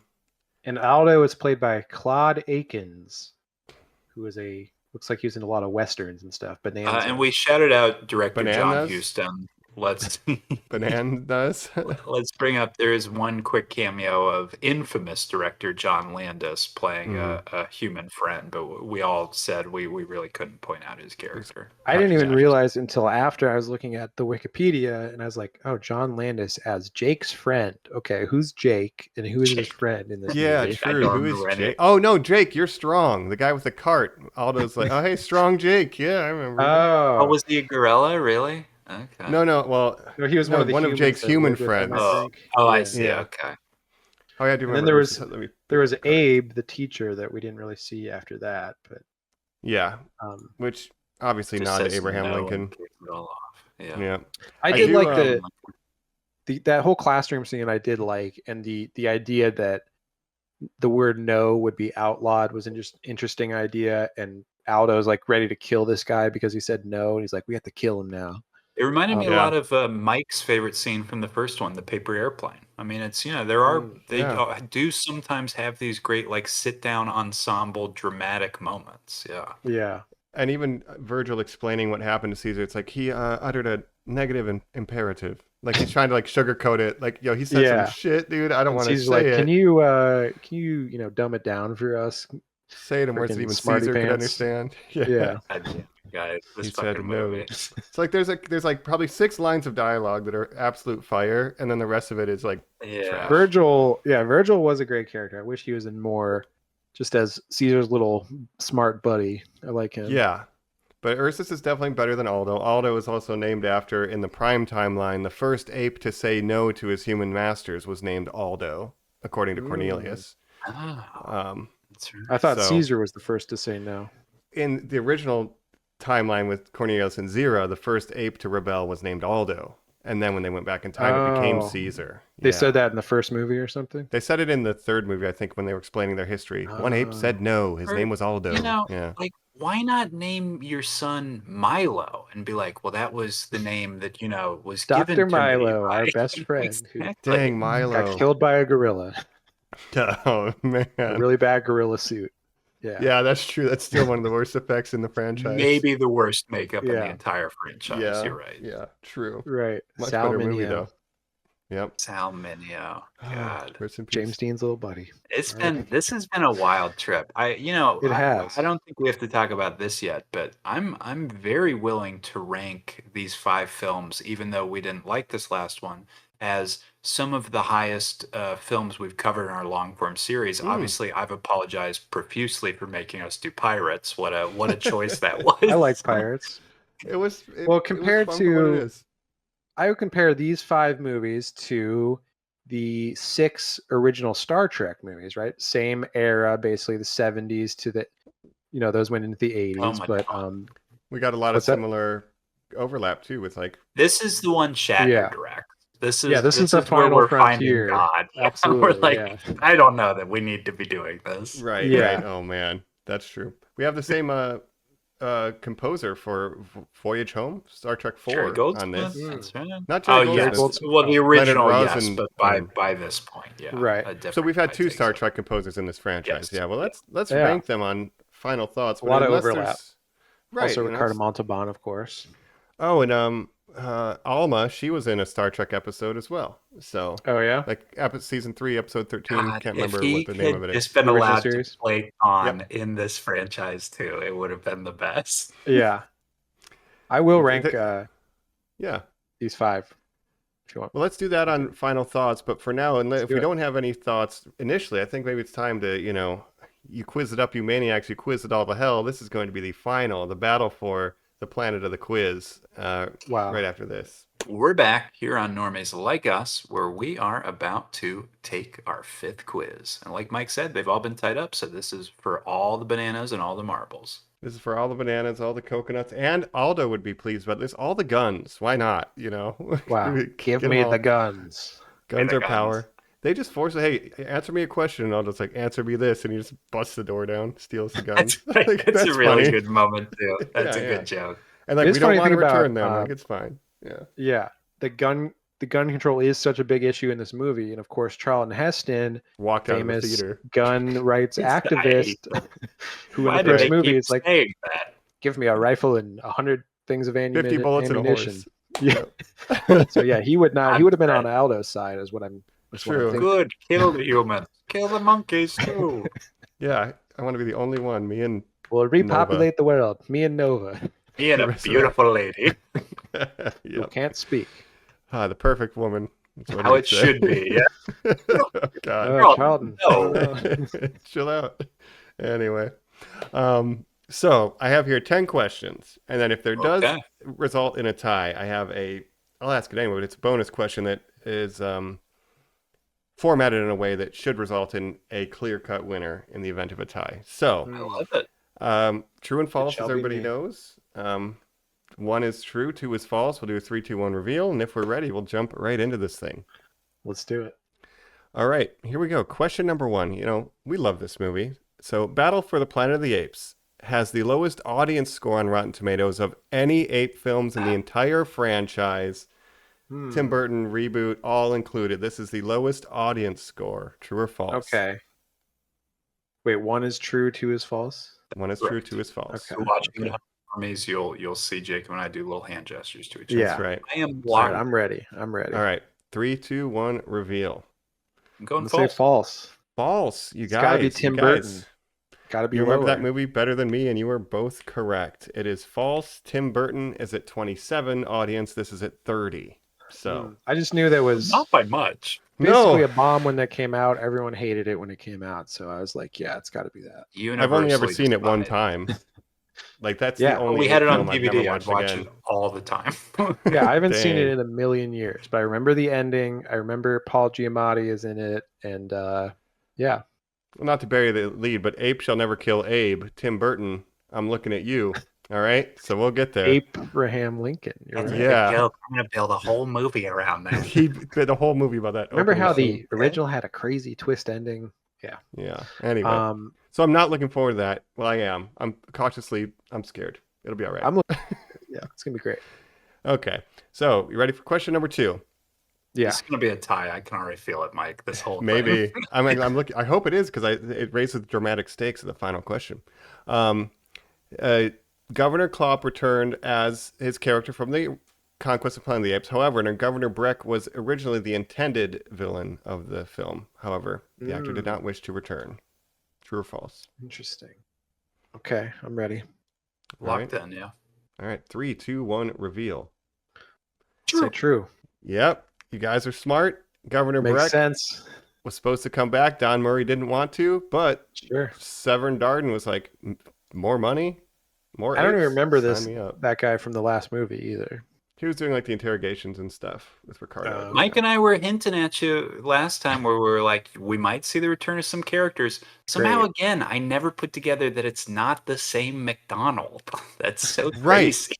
It's like one line where it says, "Well, my brother worked for the governor," and it's like, why do you Yeah. style him the same and give him the same haircut? Like, just make him a And, different not character. to be that guy, but they look exactly the same. Well, I that feel was like probably on purpose. it's right, and so that this question probably is like a wanted tie the into that because they Original wanted McDonald. they Yeah. did they wanted McDonald return and he didn't want to, so is what it is. Can't You gotta. imagine why these actors wouldn't want to return for this great Yeah. movie.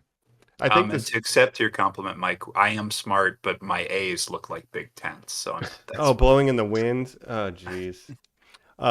So this one's a gimme because I kind of mentioned it, but I'll ask it anyway. So true or false? Aldo shares a name with the first ape to ever say no to a human in the original Apes timeline. We went over that, guys. I assume you know it's true, right? Reveal. Great. Proud of True. you. Proud of you. I remember when you said that. So I few forgot minutes ago. that was in my quiz. Fun fact: worries. Kim Hunter also turned down a chance to return to this movie because she thought the script was so bad. This script put a lot of people off. Would Sure. she have been Zero, or I guess she just would have been Just a- another There should have been a different Yeah, just ape another that's like- character. right? that Caesar would be like, "Oh, you remind me of my mother." That I What never if he knew. saw like a Force ghost of Zero? Oh man, yeah, That'd be great. that'd be Yeah. awesome. What you're doing is wrong. Now give me my grape juice plus. You must free them like Bright Eyes. Yeah. Bright eyes.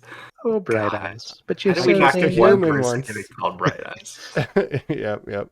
Okay, but question 4. All right. Despite having an extremely small budget, for the final battle scene, several tree houses were built and blown up for the climactic battle. True or false? Tree houses. It's like explosion, artillery's going on. Some tree houses are on fire. They built several for the final. Sure. I'm locked in. I'm locked battle. in. All right, 3, 2, 1, reveal. I'll say Say true. false. Jacob, you're wrong. Colin, it's false. What? They built one, and they Oh. filmed it from a bunch of angles to use it multiple Yeah, but times. This That film makes had sense. no money. No. There was no alternatives. Let me That tell Hey, you. makes Jacob's sense. right about the smoke. It is so smoky, and I think there's one wide shot. I didn't want to rewind it because fuck this movie, really, but I swear I could see like a little suburb like beyond the mountains in HD. I'm like, oh, you guys like Oh, sure. didn't even. Again, I think Bother. in the big battle, there's like a ton of smoke, and it's like, oh, we need to hide hide how cheap this looks by just Yeah, having smoke everywhere. Griffith Observatory is right over there. We got to hide the buildings. Or I would have whatever. loved Yeah. a Grip smoking a cigarette like far in the frame of this. It's just like shaking his head like this fucking trash. Yeah. Oh man. Yeah. Somebody in an interview with the crew was like, we knew it was dog shit when we were making it. And, like, we had fun on the day, but we knew this wasn't going to be good. Like, everybody kind of Sure, knew. it's the 5th movie in the franchise. It's sort of like, oh yeah, this is diminishing returns. And you hear like 10 people on the cast list were like, no thanks. Like at that point, you're like, oh, huh. Yeah, Yeah. but The not writer- Roddy. He'll come back for anything. Roddy is the franchise, He just and I loves love being an him ape. for this. Yeah. Yeah. But this is his weakest performance in the It's franchise, terrible. unfortunately. Still love you, Roddy. All right, question 5. The final battle also involves several vehicles, such as a bus and the motorcycles and the tow truck or whatever. And like post-nuclear setting, you guys said it kind of looks like Mad Max. This movie did, in fact, inspire George Miller when creating the Mad Max universe. When he Wow. made that movie, true or false? That's True a or good false? The final question. battle of this movie inspired George Miller's Mad Max universe. I'm locked in. Okay, I'm locked in. All right. 3, 2, 1, reveal. I'm I'm gonna gonna say say true. Yeah. Wow. That seems like it seems plausible to the me. kind of garbage he would watch. Yeah. I tricked you both. I found nothing to corroborate it. I just Wow. made it up because it seemed plausible. It does But seem plausible, but I yeah. did search George Miller, Planet of the Apes. Like nothing really came up where at least it's not well documented if it was true. So if it is Normies, let me know and I'll award them both a point. But as it stands, since they both said true, it's still Colin up by 1. Because this is Retroactive 1973. point months from Yeah, it's now. before the first Mad Max. I mean, they didn't Yep. really That's look the like that in the 80s. first Mad Max. I mean, but you know, and talking about a 79, guy yeah. who would by have Road been a Warrior. good director for one of these later trash movies. George Miller would have made a good Planet of the Apes sequel. Well, bring Rowdy out to Australia. We're going to set it up in the outback. It's more out in New Zealand. This is kind of like Babe, but with gorillas instead of pigs. So you, Caesar, you meet this man named Lord Humongous. Just I was swing expecting away. Lord Leave Humongous the to bananas. show up with the humans. Again, Right, those red right. goggles. This is your their Smeg. clothes. I was like, very Mad Max Smegs. coded. Humans can only be ape smegs, Aldo says. Yeah. Schmeg. Okay. All right. I have another Hollywood tie-in. Let's see if you get it. The Battle for Planet of the Apes was instrumental in helping solve the Iranian hostage crisis situation and was even depicted in the movie Argo. True or false? I'm locked in. Was The Reagan apes- showing this movie to people? The apes All right. solved the Iranian hostage crisis. I'm locked 3, 2, in. 1, reveal. True? Say true. True. I love this. I have to go into detail. yeah. Did you know this, I Jacob, may already? have known this already, but yeah, it's in the movie Argo. It's like Ben Affleck is watching this movie, and it's like, oh, we could make a fake movie and use that as a cover This for. is what inspires it. I did not know that. I don't Yeah. remember that scene, really. And I got to make sure I don't have another question. I read that on Wikipedia, and then I was looking on YouTube to see if the scene from Argo is on YouTube, but I couldn't I would find love it. to find that. Jacob, Yep. just another Hollywood guy that we know. We made the Bobby Draper joke. Do you think Yeah. Al Ruddy saw Battle for the Planet of the Apes in theaters? We know he loved He's these probably like, films. oh, this is a piece of shit. I'm gonna I make produced the this. longest yard now. Did I produce this? Yeah, because as we mentioned in that that Godfather show that we watched, he watches Planet of the Apes in theaters, which gives him the idea to become a movie producer. This is He what I makes The want to do, he Godfather. says, after watching the first Planet of the Apes. Yep. And so He'll I make guess movies. And I just think this is really interesting because, like, the dude watched this. What's his name? I have it in my notes here. Tony Mendez, who was behind the Yes. Argo thing. He was like, "Oh shit, yeah, let's do this." And they actually hired John Chambers from the original Planet of the Apes makeup department to create his fake movie studio. That's And- how I should have known, Mike. You're right. And Chambers gave makeup kits to the CIA in the 70s. Like, they were working with the CIA, and it's like, that's Apes for you. Like, that's cool legacy. Fucking Yeah. incredible, dude. That's Yeah. a crazy story. Yeah, that they were making a fake movie as a cover up to do a CIA, operation where they're trying to get these hostages. But it makes sense And that it's Ben like a Affleck was cheesy, there. shitty sci-fi movie. Like, oh, we get Yeah. the sci-fi guys, these guys from Apes. Like, it'll be so credible. Like, Right. brilliant. they're Affleck shooting in playing a Tehran. Latino guy. And then Jack Kirby, legendary Marvel artist who, Fantastic Four characters Yeah. he created. He did concept And art DC. for Jack Kirby. Yeah, he made the New Gods for fucking New DC. Gods, Darkseid, Dang. DC and Marvel. He's a great guy. Great Fun comic. facts. All right, well, we got Colin by 1 still, 4-5. Question 7. Sorry, Jacob, we got to get one back here. All right, number 7. Lou Ayres, who played the Keeper of the Armory, Mandemus, was ironically similar to Charlton Heston in that he was a proponent of the NRA and the right to bear arms. love True these guys. or false? Interesting. I'm locked in. I have a feeling Okay. about this one. All right, I'm locked in. 3, 2, 1, reveal. I'm gonna say I'm gonna say false. True. Okay, you It's a fun story, Colin. but It's a tie. yes. Lou Ayres was actually a pacifist.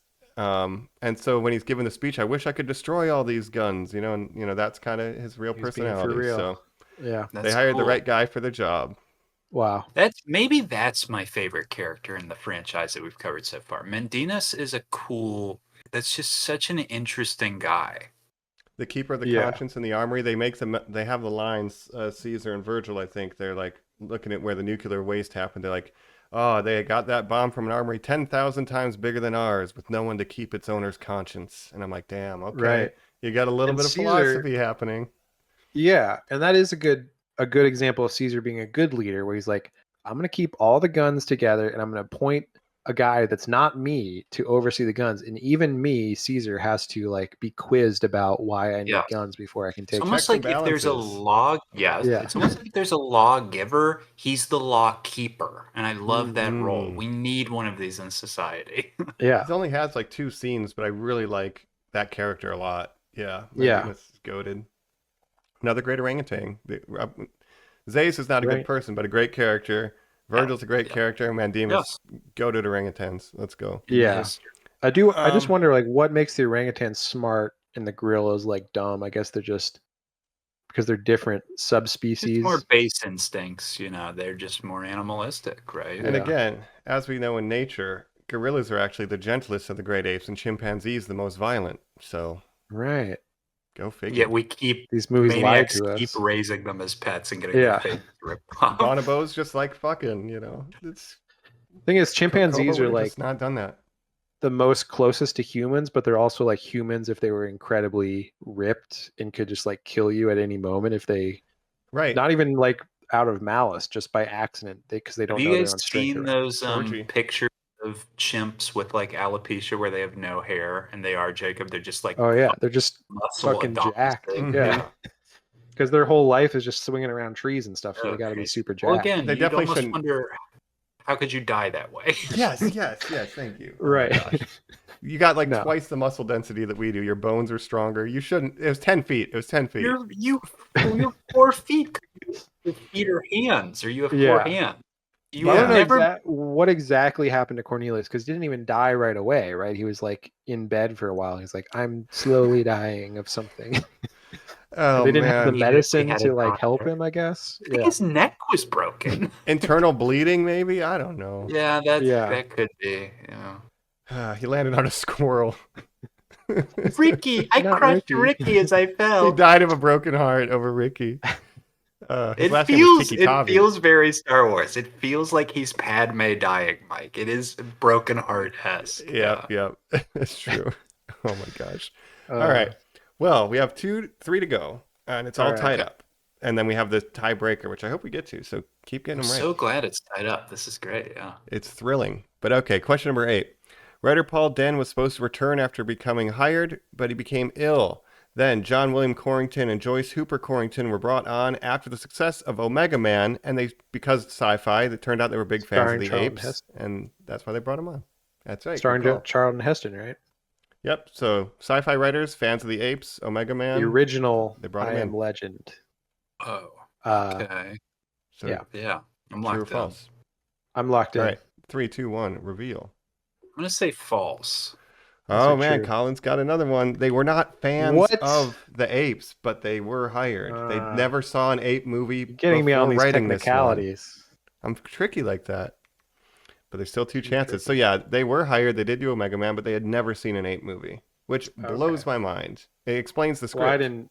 Yeah, I wasn't saying that part was true. Sorry, I'm too tricky, Jacob. It's okay. But yeah, Omega Man, starring Charlton Heston, as I said, and of course, the basis for I Am Legend, the Will Smith movie, was the original book Omega Man, which has been adapted a few times over the years. Original book I Am Legend by Richard Matheson. Yes. Okay, I have 2 more. One of them is tricky. The other one we've kind of discussed, but let's see if you guys are good. Question number 9. Producer Arthur P. Jacobs died shortly after the film's release. True or false? I'm locked and in. Just to point out again, because it's been so long, it's been 5 episodes since we talked about the first one. Marilyn Monroe's publicist, who after she died, he said, "You know what? I think I could be a movie producer." Just a fascinating guy. So, Oh, sure. Yeah. okay. And Natalie Trinity's husband. Yep.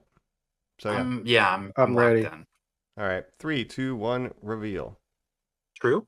True. Yes, that is true. July 15th, 73, this release, and he passed away on the 27th of July, 1973, less than 2 weeks later. Jesus I knew Christ. it. So, Yeah. again, not really on set, kind of hands off. I don't know if he was dealing with any illness during the production of this, but Marilyn. we got to get that 5th Ape picture launched. It's my dying wish. I made so much money off this bullshit.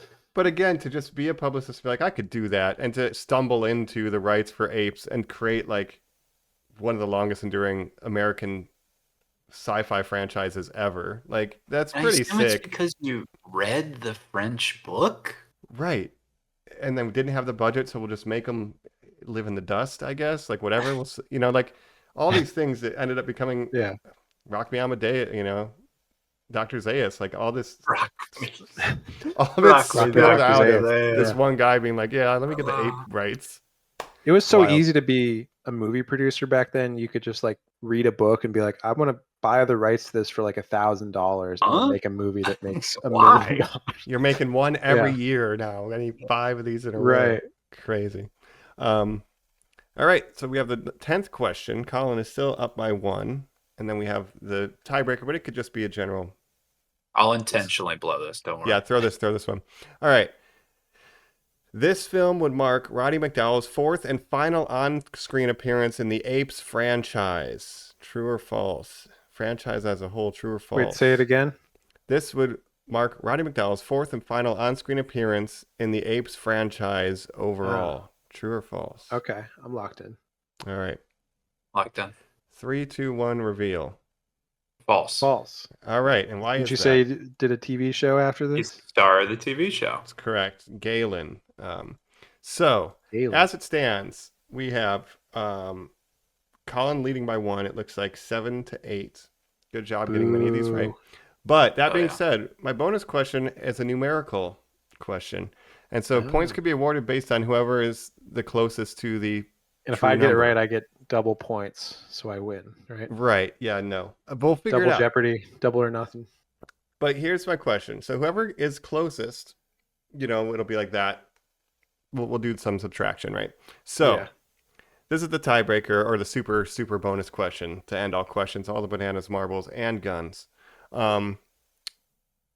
How many actors total have appeared in more than one of the original 5 Planet of the Apes movies, either as the same character or a different character? How many total actors have been in more than one of these, even if they were different characters? Okay, let me think. Think about it. Let me know when you're ready to guess, and then let me know your numbers. Hang on. And I guess rock, paper, scissors for who gets to tell me their number first.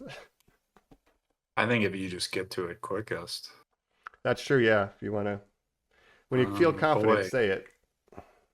I've got some I'm still headliners that I thinking. know of, but Yeah. that there's some background people too. So Right. There's a boy, couple tricky ones. There's definitely big headliners. And I I'm tried gonna to do. guess. You're gonna guess? Okay. Open. I've got a number as well. I say 7. Colin says 7. I was Jacob. gonna say 6.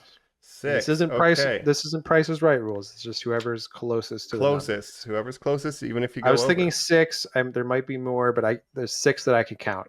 Yeah. Off the top of my head. Okay. So I'll have you know, double checking one, two.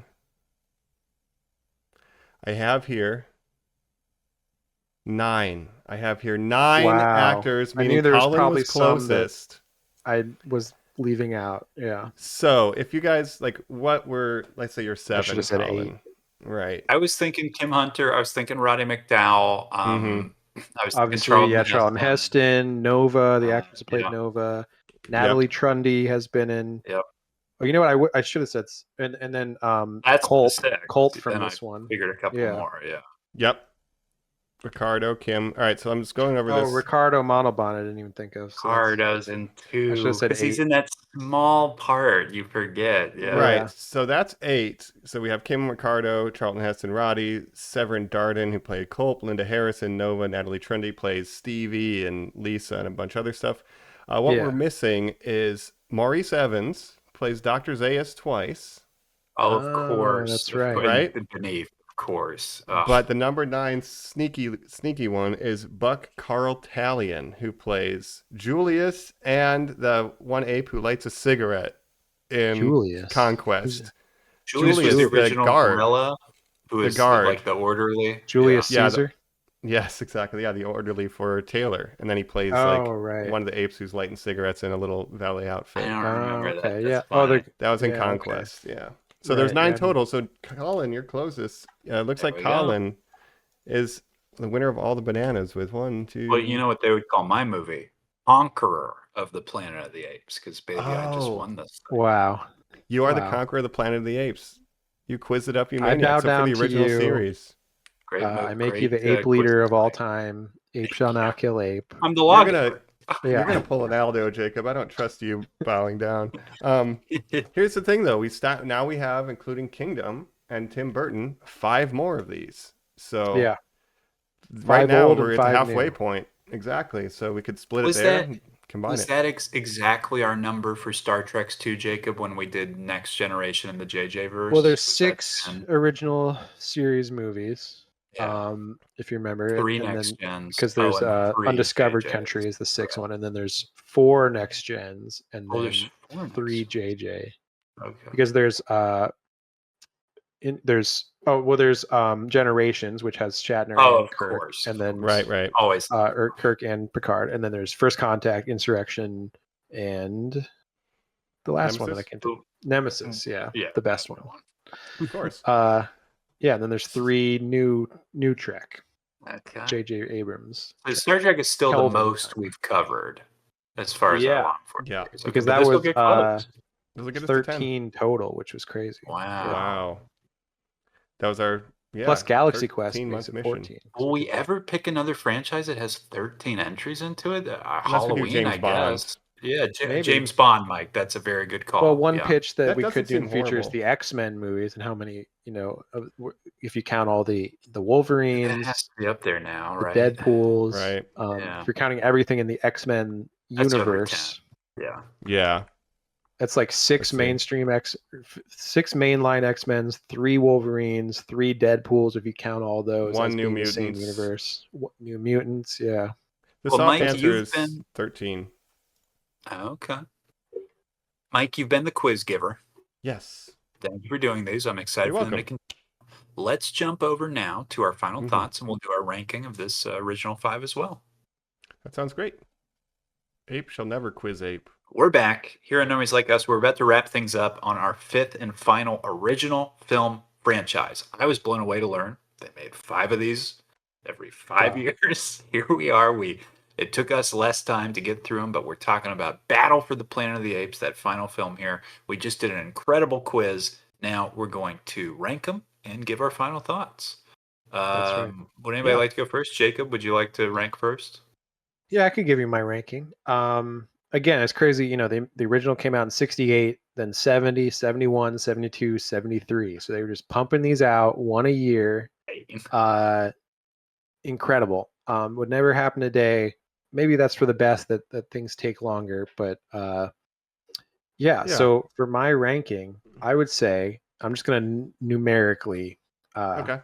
call them numerically, but I would say 1, 3, Mhm. 4, 2, 5. So think about that. Planet of the Yeah. Apes, Escape from the Planet of the Apes, Conquest of the Planet of the Apes, Beneath the Planet of the Apes, Battle for the Planet of the Apes.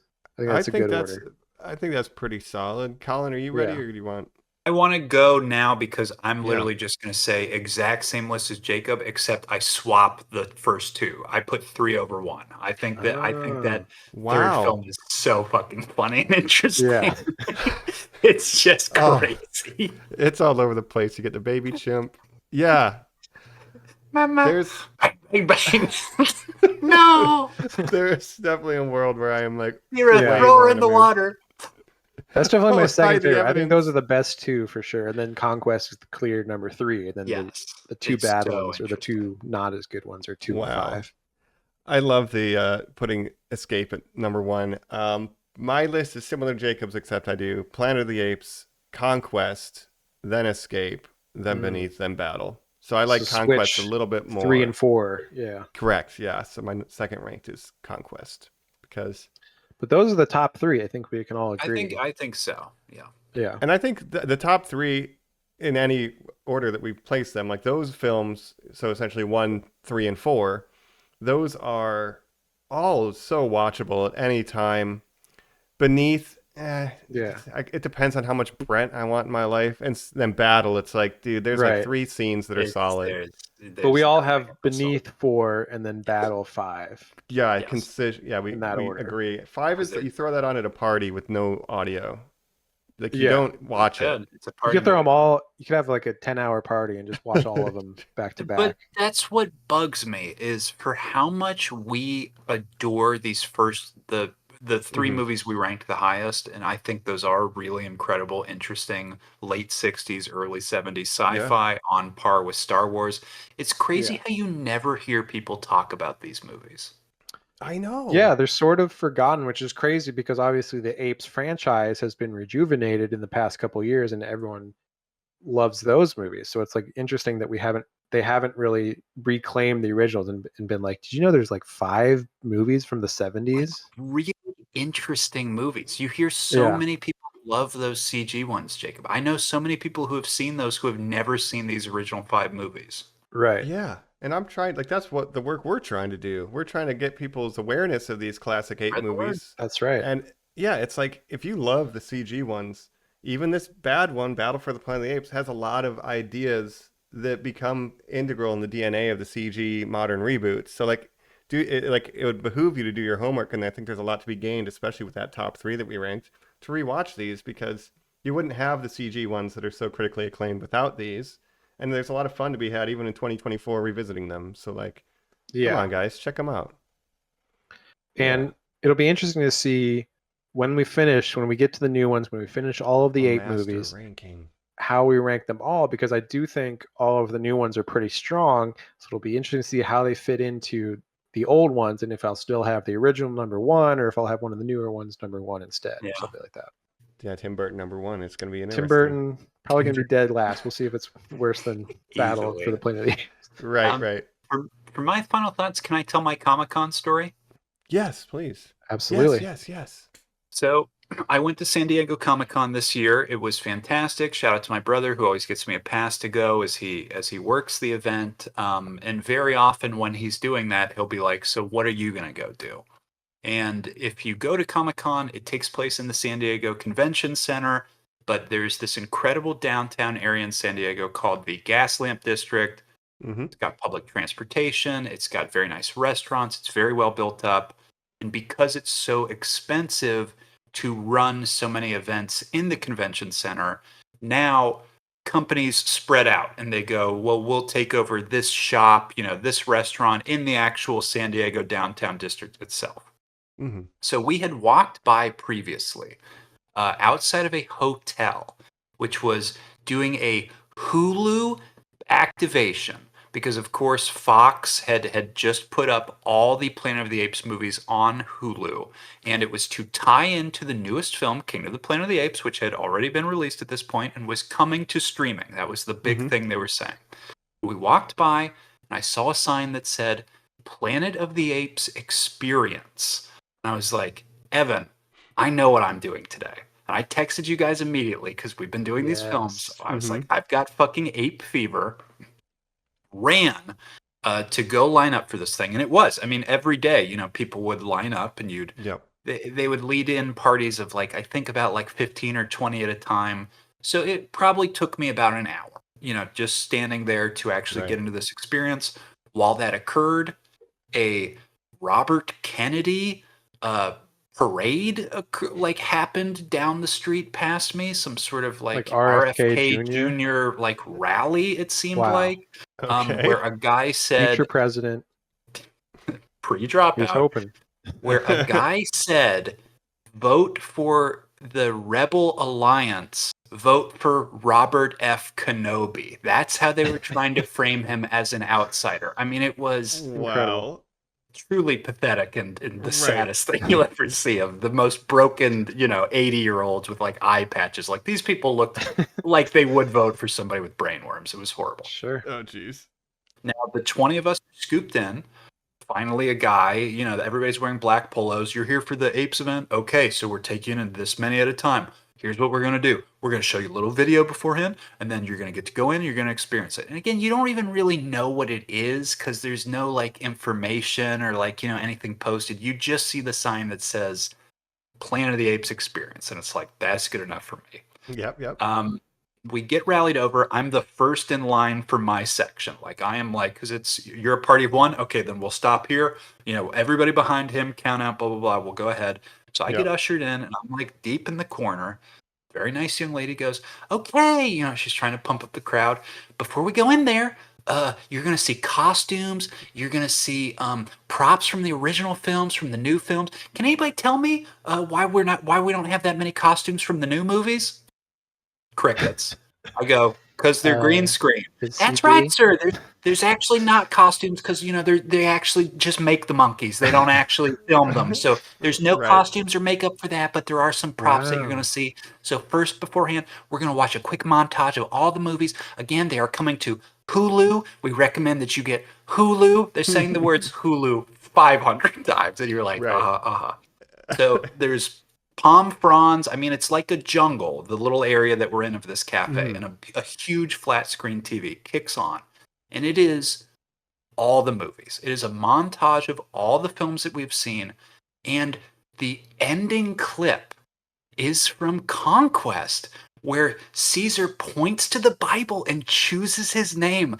And I am so pumped up because we just covered that I go, yeah! No one else claps. It is dead silence except for the lady who goes, that's right. And remember again, Kingdom of the Planet of the Apes, which was just in theaters. We would really love if you had seen the movie, but it will be coming to digital on Hulu this week. So we really recommend, again, you subscribe to Hulu. You're like, whatever. Yeah. Doors open. You go inside and you're in like the original place they kept you're in Ape City. I mean, it is like made up to look like where they were holding Taylor in his jail cell, basically, right? I sent you guys pics. There's costumes. They have Brent's original space costume. They have Taylor's original costume. They have Dr. Zaius's. They have some original face masks. They have all these props. I'm taking pictures of everything. For Kingdom, they have the pendant Noah wears. That's the symbol of, you know, Caesar's symbol. Window. The window from the first movie. Thank you. His window from the movie. And James Franco's house. I am just like click, click, click, click, click, click, click. I mean, I am just walking, and it's you know, you're in there for 10 minutes because they want you to get out. It's 2 rooms. They're showing you the original Marvel comic books of the original Planet of the Apes runs, which were such a big thing, to sort of get the license and going. And I just adored it, guys, because again, I've got ape fever, and it just felt very one of a kind. So I loved it. Yeah. I'm imagining you watching that montage and just going, yeah, and then the whole audience, no one else saying anything. But you know what? They're not true ape lovers like A you are. little girl dressed as Wonder Woman next to me could not give less of a shit. Like, clearly Right. was like, my dad likes these or something. Like, you got Yeah. that vibe a lot. And a lot of middle-aged guys going, so this is what Charlton Heston wore, and truly explaining to their kids who are like, who is Charlton Heston? Yeah. Sure. We don't care. That's This is Charlton Heston's original cigar from Planet of the Apes. Heck yeah. Heck yeah. This is one They of his did have the 50 clock bullets. thing that was on the sleeper things, Right. the dial that tells the time. It was weird. It was weird, guys. Sure. Wild. Well, Crazy. again, I feel like these movies just aren't as well known as they should be, these originals. People seemed jazzed about the digital stuff. Yeah. I mean, it's this franchise. It is so weird that it's this major cultural touchstone that people actually don't fucking know about. Like, they know the pop culture kind of osmosis of it, but the average person like has not seen these, and it's like, I feel like as a film nerd, they're really important, but like nobody cares about them, and that makes me kind of sad. Like, let me ask you this, Mike, because people know the twist about the Statue of Liberty, but if you asked a common person and said, did you know the Planet of the Apes is Earth? Do you think they would know that? Huh. Well, Maybe what else sort would of- the twist mean then? I don't know. They don't know that. They don't understand the twist. They're just like, Yeah. the Statue of Liberty I think is there. some people don't. I'm like, look, I wouldn't what's put it your past stance them. on nets? Are you pro net? Because if you are, It should have been an exhibit pro that just net. had the nets, the various nets. I would've been want like, just whoa. just the nets of Planet of the Apes. Give me that exhibit. I'll pay so much money. You know what? How much By the way, is I one? was Yeah. if we remember, you remember we talked about that Simpsons joke, Dr. Zaius, the musical. I recently saw there's a thread on Twitter, or X, formerly known as Twitter. There was a Simpsons writer, I forget who it was, but it was one of the big Simpsons writers from the 90s who was like, people have been talking about, this Dr. Zaius joke. Let me explain how this is like 5 jokes in one, and how this, had contributions from all these different writers to build on this joke, because the original joke was it's about a franchise that people don't really care about anymore, Planet of the Apes in the 90s. And it's also, there was a big trend in the 90s of musicals. So they're incorporating that, and there's just all these different layers to this joke. It was a very interesting thread. I don't know if I can find it now, but I mean, Conan was writing then. yeah. Oh wow. So it was a really interesting thread about how that joke was made, and how Tina so Gould, many different John writers Swartzwelder. Yeah, one of those guys. I inputs guarantee. made that joke what it is. The whole Dr. Zaius, like when they like break dance in the musical and stuff, like there's so many layers to that joke that they just kept building on it. And I was like, that's a really interesting look at how these And classic Troy Simpsons McClure were written. being like a failed movie actor who's doing Broadway, like that in Right. itself was a thing that occurred. Yeah. Lou Diamond Phillips did Camelot. Yeah. So, look for that if you can find it on Twitter, formerly known as X. I feel like you can tell like who someone's voting for based on whether they call it Twitter or X. Maybe that's just me, but it says a lot. I always call it That's Twitter. very I refuse to interesting call it point. X. Right, Yeah. Yeah, I refuse. I absolutely agree with that. But just looking at eBay, I was looking at Planet of the Apes nets, like making a screen use one. Couldn't find one, but just a replacement net from a toy is $80. Just the net from the toy is $80. Sure, nets are expensive. Screen used. Somebody has a little plaque. Screen used net. Planet of That's would the love one that. thing I want. That's the Yeah. only screen use prop I ever want. Is it ape net? But the reason I was mentioning that Simpsons joke is that I think a big part of that joke in the 90s was that no one was really talking about Planet of the Apes at that point, which is Right. what we were talking about. It's sort of a forgotten franchise, except it was rejuvenated by these new movies, but people still aren't going back and watching the originals. We were Yeah. talking about the weird fan reactions to like Deadpool and all this stuff, where people take this stuff too seriously, Alien. And we brought up in that where we said these quiet franchises where like everybody showed up for Kingdom of the Planet of the Apes. It did over expectations. Yeah. Nobody complains about it, and then it just disappears again. Like it's like not anything you need to worry about yourself. It's like But they there make will one be more apes. every Yes, couple of years. They always do well at the box office and critically, and then I they just like that. yeah. Me too.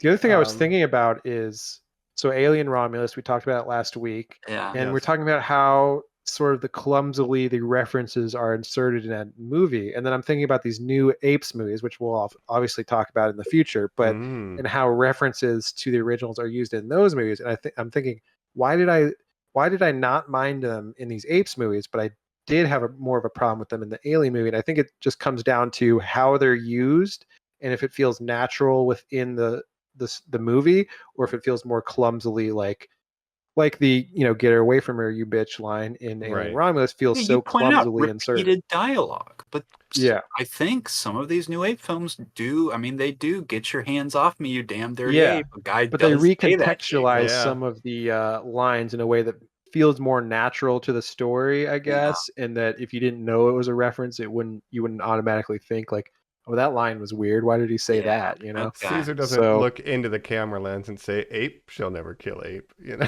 yeah. Like, it's a little bit softer touch. And just the way they recontextualize some of the elements in these movies, like we said, into the new movies, and I'm very excited to talk about those.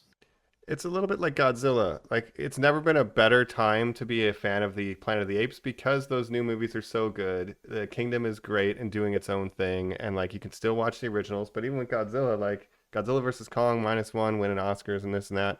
But like not a lot of people are watching the old ones too. Yeah. Right? Like it's just they're having a moment now, but there's maybe I just kind of appreciate Rebels, you know. And again, That's a good point. to bring it back to Star Trek, I feel like it's very similar in that like obviously the Kelvin timeline rebooted Star Trek, recasted all these characters that we know, Kirk and Spock and everyone. But the original movies, I mean, they're sort of hit or miss, but there's some good ones that I think, people are maybe watching Wrath of Khan, but they're not going back and watching, the Undiscovered Country so much. And I think, Right. People some of probably these- watch Charlton Heston, but they're not watching Conquest or Escape, and they really need Right. to be. right. So Not check watching out, that at all. No, you again, don't get it's, that. it's okay to watch movies from before 1990. I know a lot of people don't do promise that, this. but there's a lot of good movies if you expand your horizons. And I'm not trying to be elitist or anything, but I just feel like a lot of modern movie watchers are just like anything before 1990 or even before 2000 these days, maybe with some younger people, like they just don't, they're too old for them. And I think there's a lot of movies from the 70s and 60s and all, different eras that are worth your time. Like Jacob, I was so surprised. There's actually not that many reviews on Letterboxd of the film we covered today. Wow. People just aren't watching it, I guess. They just don't finish it. Yeah. Just fall asleep. That could be true too. Yeah. But jokes aside, I think this one has merit. And I said it earlier, but like it has some interesting ideas. It's not executed well, but it feeds into what the Apes franchise will become because of people who grew up and loved these movies, regardless flaws and all, and then would go on to make those reboots. No, I'm glad we All did this. interesting. Yeah. I hadn't seen, like I said, any of the originals before doing this for the podcast, so I'm glad we did, and I'm really, appreciating them on a different level now. That's great. And some of these have like the director's cut is only on the Blu-ray, and this one has the extended cut only on the Blu-ray. And that's frustrating as far as, physical media. Like, why can't Hulu offer both? You know what I mean? Like, I would love to have, and that's just another thing. Or even where have some of this stuff commentary goes to tracks die. on Hulu, Can you imagine if that girl telling me to subscribe to Hulu had said, and make sure to check out the director's cuts, which are, of course, only on these 2 final films for the original 5 film franchise? You're like, no, you don't know this. Give me the Battle for commentary. Where do you get the net? I was thinking about that, like, with the Alien movies, like you were talking about commercials in this movie, Colin. Like I watched last week, I was saying I watched all the Alien movies. They were all on Hulu, and so I was watching all of those with commercials, which is kind of annoying. But it kind of brings me back to the days of you would just turn on the TV to like TNT and watch a movie with commercials every couple minutes. I like that. That is a good point. I guess when did Hulu start putting commercials in movies? That's what I don't understand. I think they've always. It depends on because you can get the free. You can get the not the free, but you can get the the paid version that Ad has free. ads or the more Yeah. expensive version that doesn't have ads, and I have the But cheaper a version. pre-roll and a post-roll, sure. But I watched 5 commercials for this movie. Yeah. That's insane. Some services do this where they'll have like 3 minutes of commercials before the movie starts so that there's no commercials during the movie. So they'll have a longer pre-roll, but then some will just intersperse them. Right. But what I was saying is like with Hulu, it would be cool like for Alien if they had the commentary track with Ridley Scott as an alternate version that you can watch on Hulu. Since physical media is dead now and it's so hard to get stuff these days, I feel like the commentary track has been a lost art. And of course, Colin, you've been doing your whole commentary watch where you watched a bunch of commentaries. Mhm. And man, I wish I could do that with like streaming. I wish they had alternate versions that you could just watch. Featurettes. We talked about this when we did Lord of the Rings. So much of our filmmaking knowledge came from watching BTS stuff and these. Yeah. Right. You know, I watch Movie Magic on Discovery Channel. Like it's a cultural perspective that we're losing when you don't have the creator commentaries on these works of art that people like. Right. And to bring it back to the new Apes, Kingdom of the Planet of the Apes, I told you guys in text, I'm going to have to find the physical media for it because they're going to have the raw cut, which is just the mocap soups, no green screen and nothing. I saw would some love scenes to of see that. Yeah. work cut. Oh, Where it's really? just the actors wearing the rig of like the mocap stuff and doing the set acting extensions stuff. aren't in. It's just the big green walls. Yeah. It's just completely raw. I would like to see that. I would like an Avatar Way of Water version of that would be fascinating. Yeah. James Cameron released that. Come on. Even like in Avengers, let me see what that looked like on the day.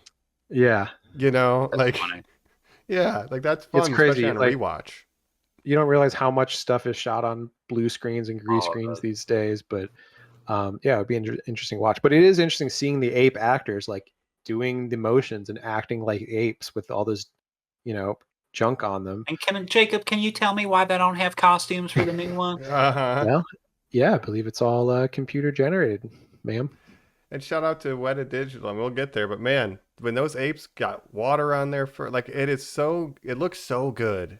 Yeah. And there's a lot of movies that look so bad. Like those are probably the best CGI we have right now are those current ape movies. As far as don't forget about Avatar. That's not as photorealistic as this. The apes look better than Avatar. I don't know. I would disagree. I think Avatar Way of Water is maybe the best use of I see what CG Mike's saying because it's a foreign planet. The entire planet's fake. This is right, but look at the integrating. Na'vi. Compare the Na'vi to the grills. I mean, they're both really good. But The Na'vi wouldn't look good in our world. The apes look like they're from I think they natural. could. They blend in really well with our reality, is what I'm saying. But yeah, Way of Water but is Na'vi are technical. real. That's They're true. on the planet You're right. Pandora.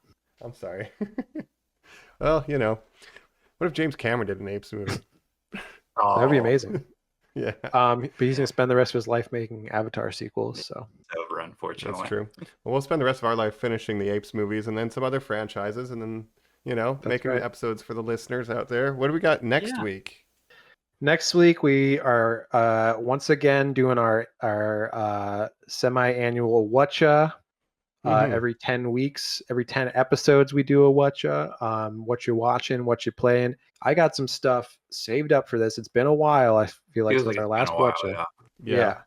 So I've got a lot. We got a lot to talk about, so that'll be fun. Then we got some new movies coming up. We got Beetlejuice.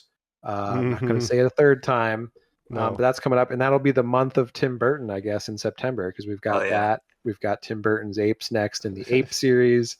So big Burton hours leading directly into Spooktober. So it all, it's all coming together. Our favorite. This is my favorite season. We got so much good stuff coming up. Oh, the 31 for 31. That's right. I really had to speed run the Grudge movies after I got back from traveling to hit 31. What franchise will you be obsessed with this time, Mike? Pinhead to The Grudge to who? Yeah. I have never seen all the Nightmare on Elm Street. I'm not like super into that. Nightmare on Elm Street is the one that I should do it. If I've done because I've done Halloween and Friday the 13th, it seems like Halloween has been the most rewarding of them, choice. Besides The Grudge, obviously, my goat. I've been saving up. I've been intentionally waiting on certain horror movies because I know like I'm going to do the 31 Days of October, even though I'll be traveling for some of it, but I'm going to start early in September. And there's certain newer horror movies like Long Legs I still haven't seen yet. I'm like, that'll be perfect. I'm gonna watch that in October. The First Good Omen is one that I keep seeing on Yes, Hulu where I'm like, great call. should Yeah. I watch this? I'm gonna wait. People like that movie too. Yeah, I heard it's good. You know, So yeah, we'll be talking spooks.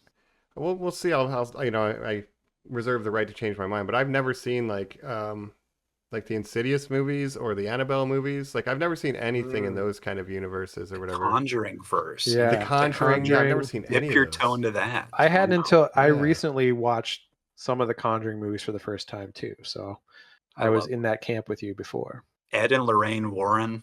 I love them. Yeah, When are they real gonna make people. Conjuring. Did real not bad as- stuff. Yeah, Crossover. Oh, geez. the fictional versions are better than the real versions. Yes, Let's they just say are. that. I didn't realize it was based on. You got handsome Patrick Wilson. Hmm. You know, what can you do? That's like 10 movies there. Yeah, we'll see. We'll see. Like, I'm excited for Spooktober and Easily. Tim Timber. Again. Yeah, Tim Timber. Tim Timber, Mike. I'm excited. What if we started just doing This is Halloween.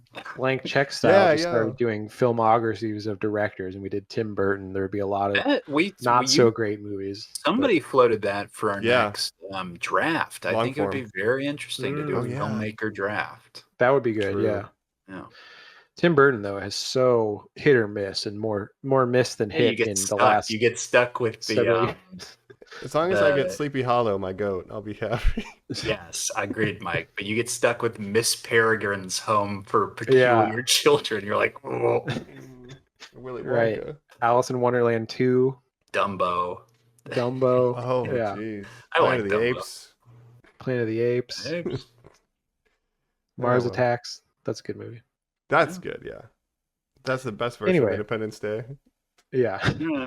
Well, Anyway. Normies, thank you for following us on this journey, this battle, if you will. We hope, like the Lawgiver, you've been quietly discussing what we've been saying and been a little 600 years. through line behind us. Yeah. And we What say if there's a goodbye religion to. of us in the future, like the Normies religion based on our teachings from right. these That'd be episodes? I am amazing. the norm 600 giver. years. Yeah. Normie shall not kill Normie. That's right. But they shall Um, like, share, and subscribe to this podcast. Yes. That's right. They But it shall. is First bittersweet law. Like for us. saying goodbye to Roddy McDowell, Charlton Yeah. Heston, all our friends Mhm. in the original Apes. But it's time to move on. And to the 2001, which will be Space Odyssey, Timber as some would Apes. call it. Yeah. Yeah. This is why Right. 9/11 happened. It's because of Planet of the Apes. Mhm. It's How the dare second you. worst thing to happen in 2001. Yeah. Oh man, that's the letterbox review. That's perfect. Save that, Jacob. That's Yeah. very good. Oh man, well that's fun. When did that? Hit us up on YouTube. We're putting these up as well. Yeah, like, review, subscribe. You heard us. If you got any ideas of what you want us to do for our next long form, obviously we're still kicking them around. We've got 5 weeks to figure that out, so no rush.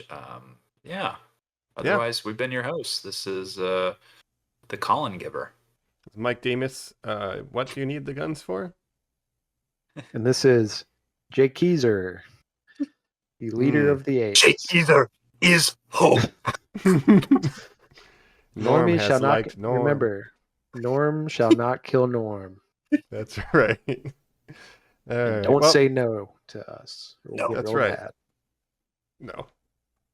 All right. Well, get those A's to look less like tents blowing in the wind, guys. Catch you next time. That's right. Thanks, Normies. Bye. Mad Max, Mid Monkeys. There we go.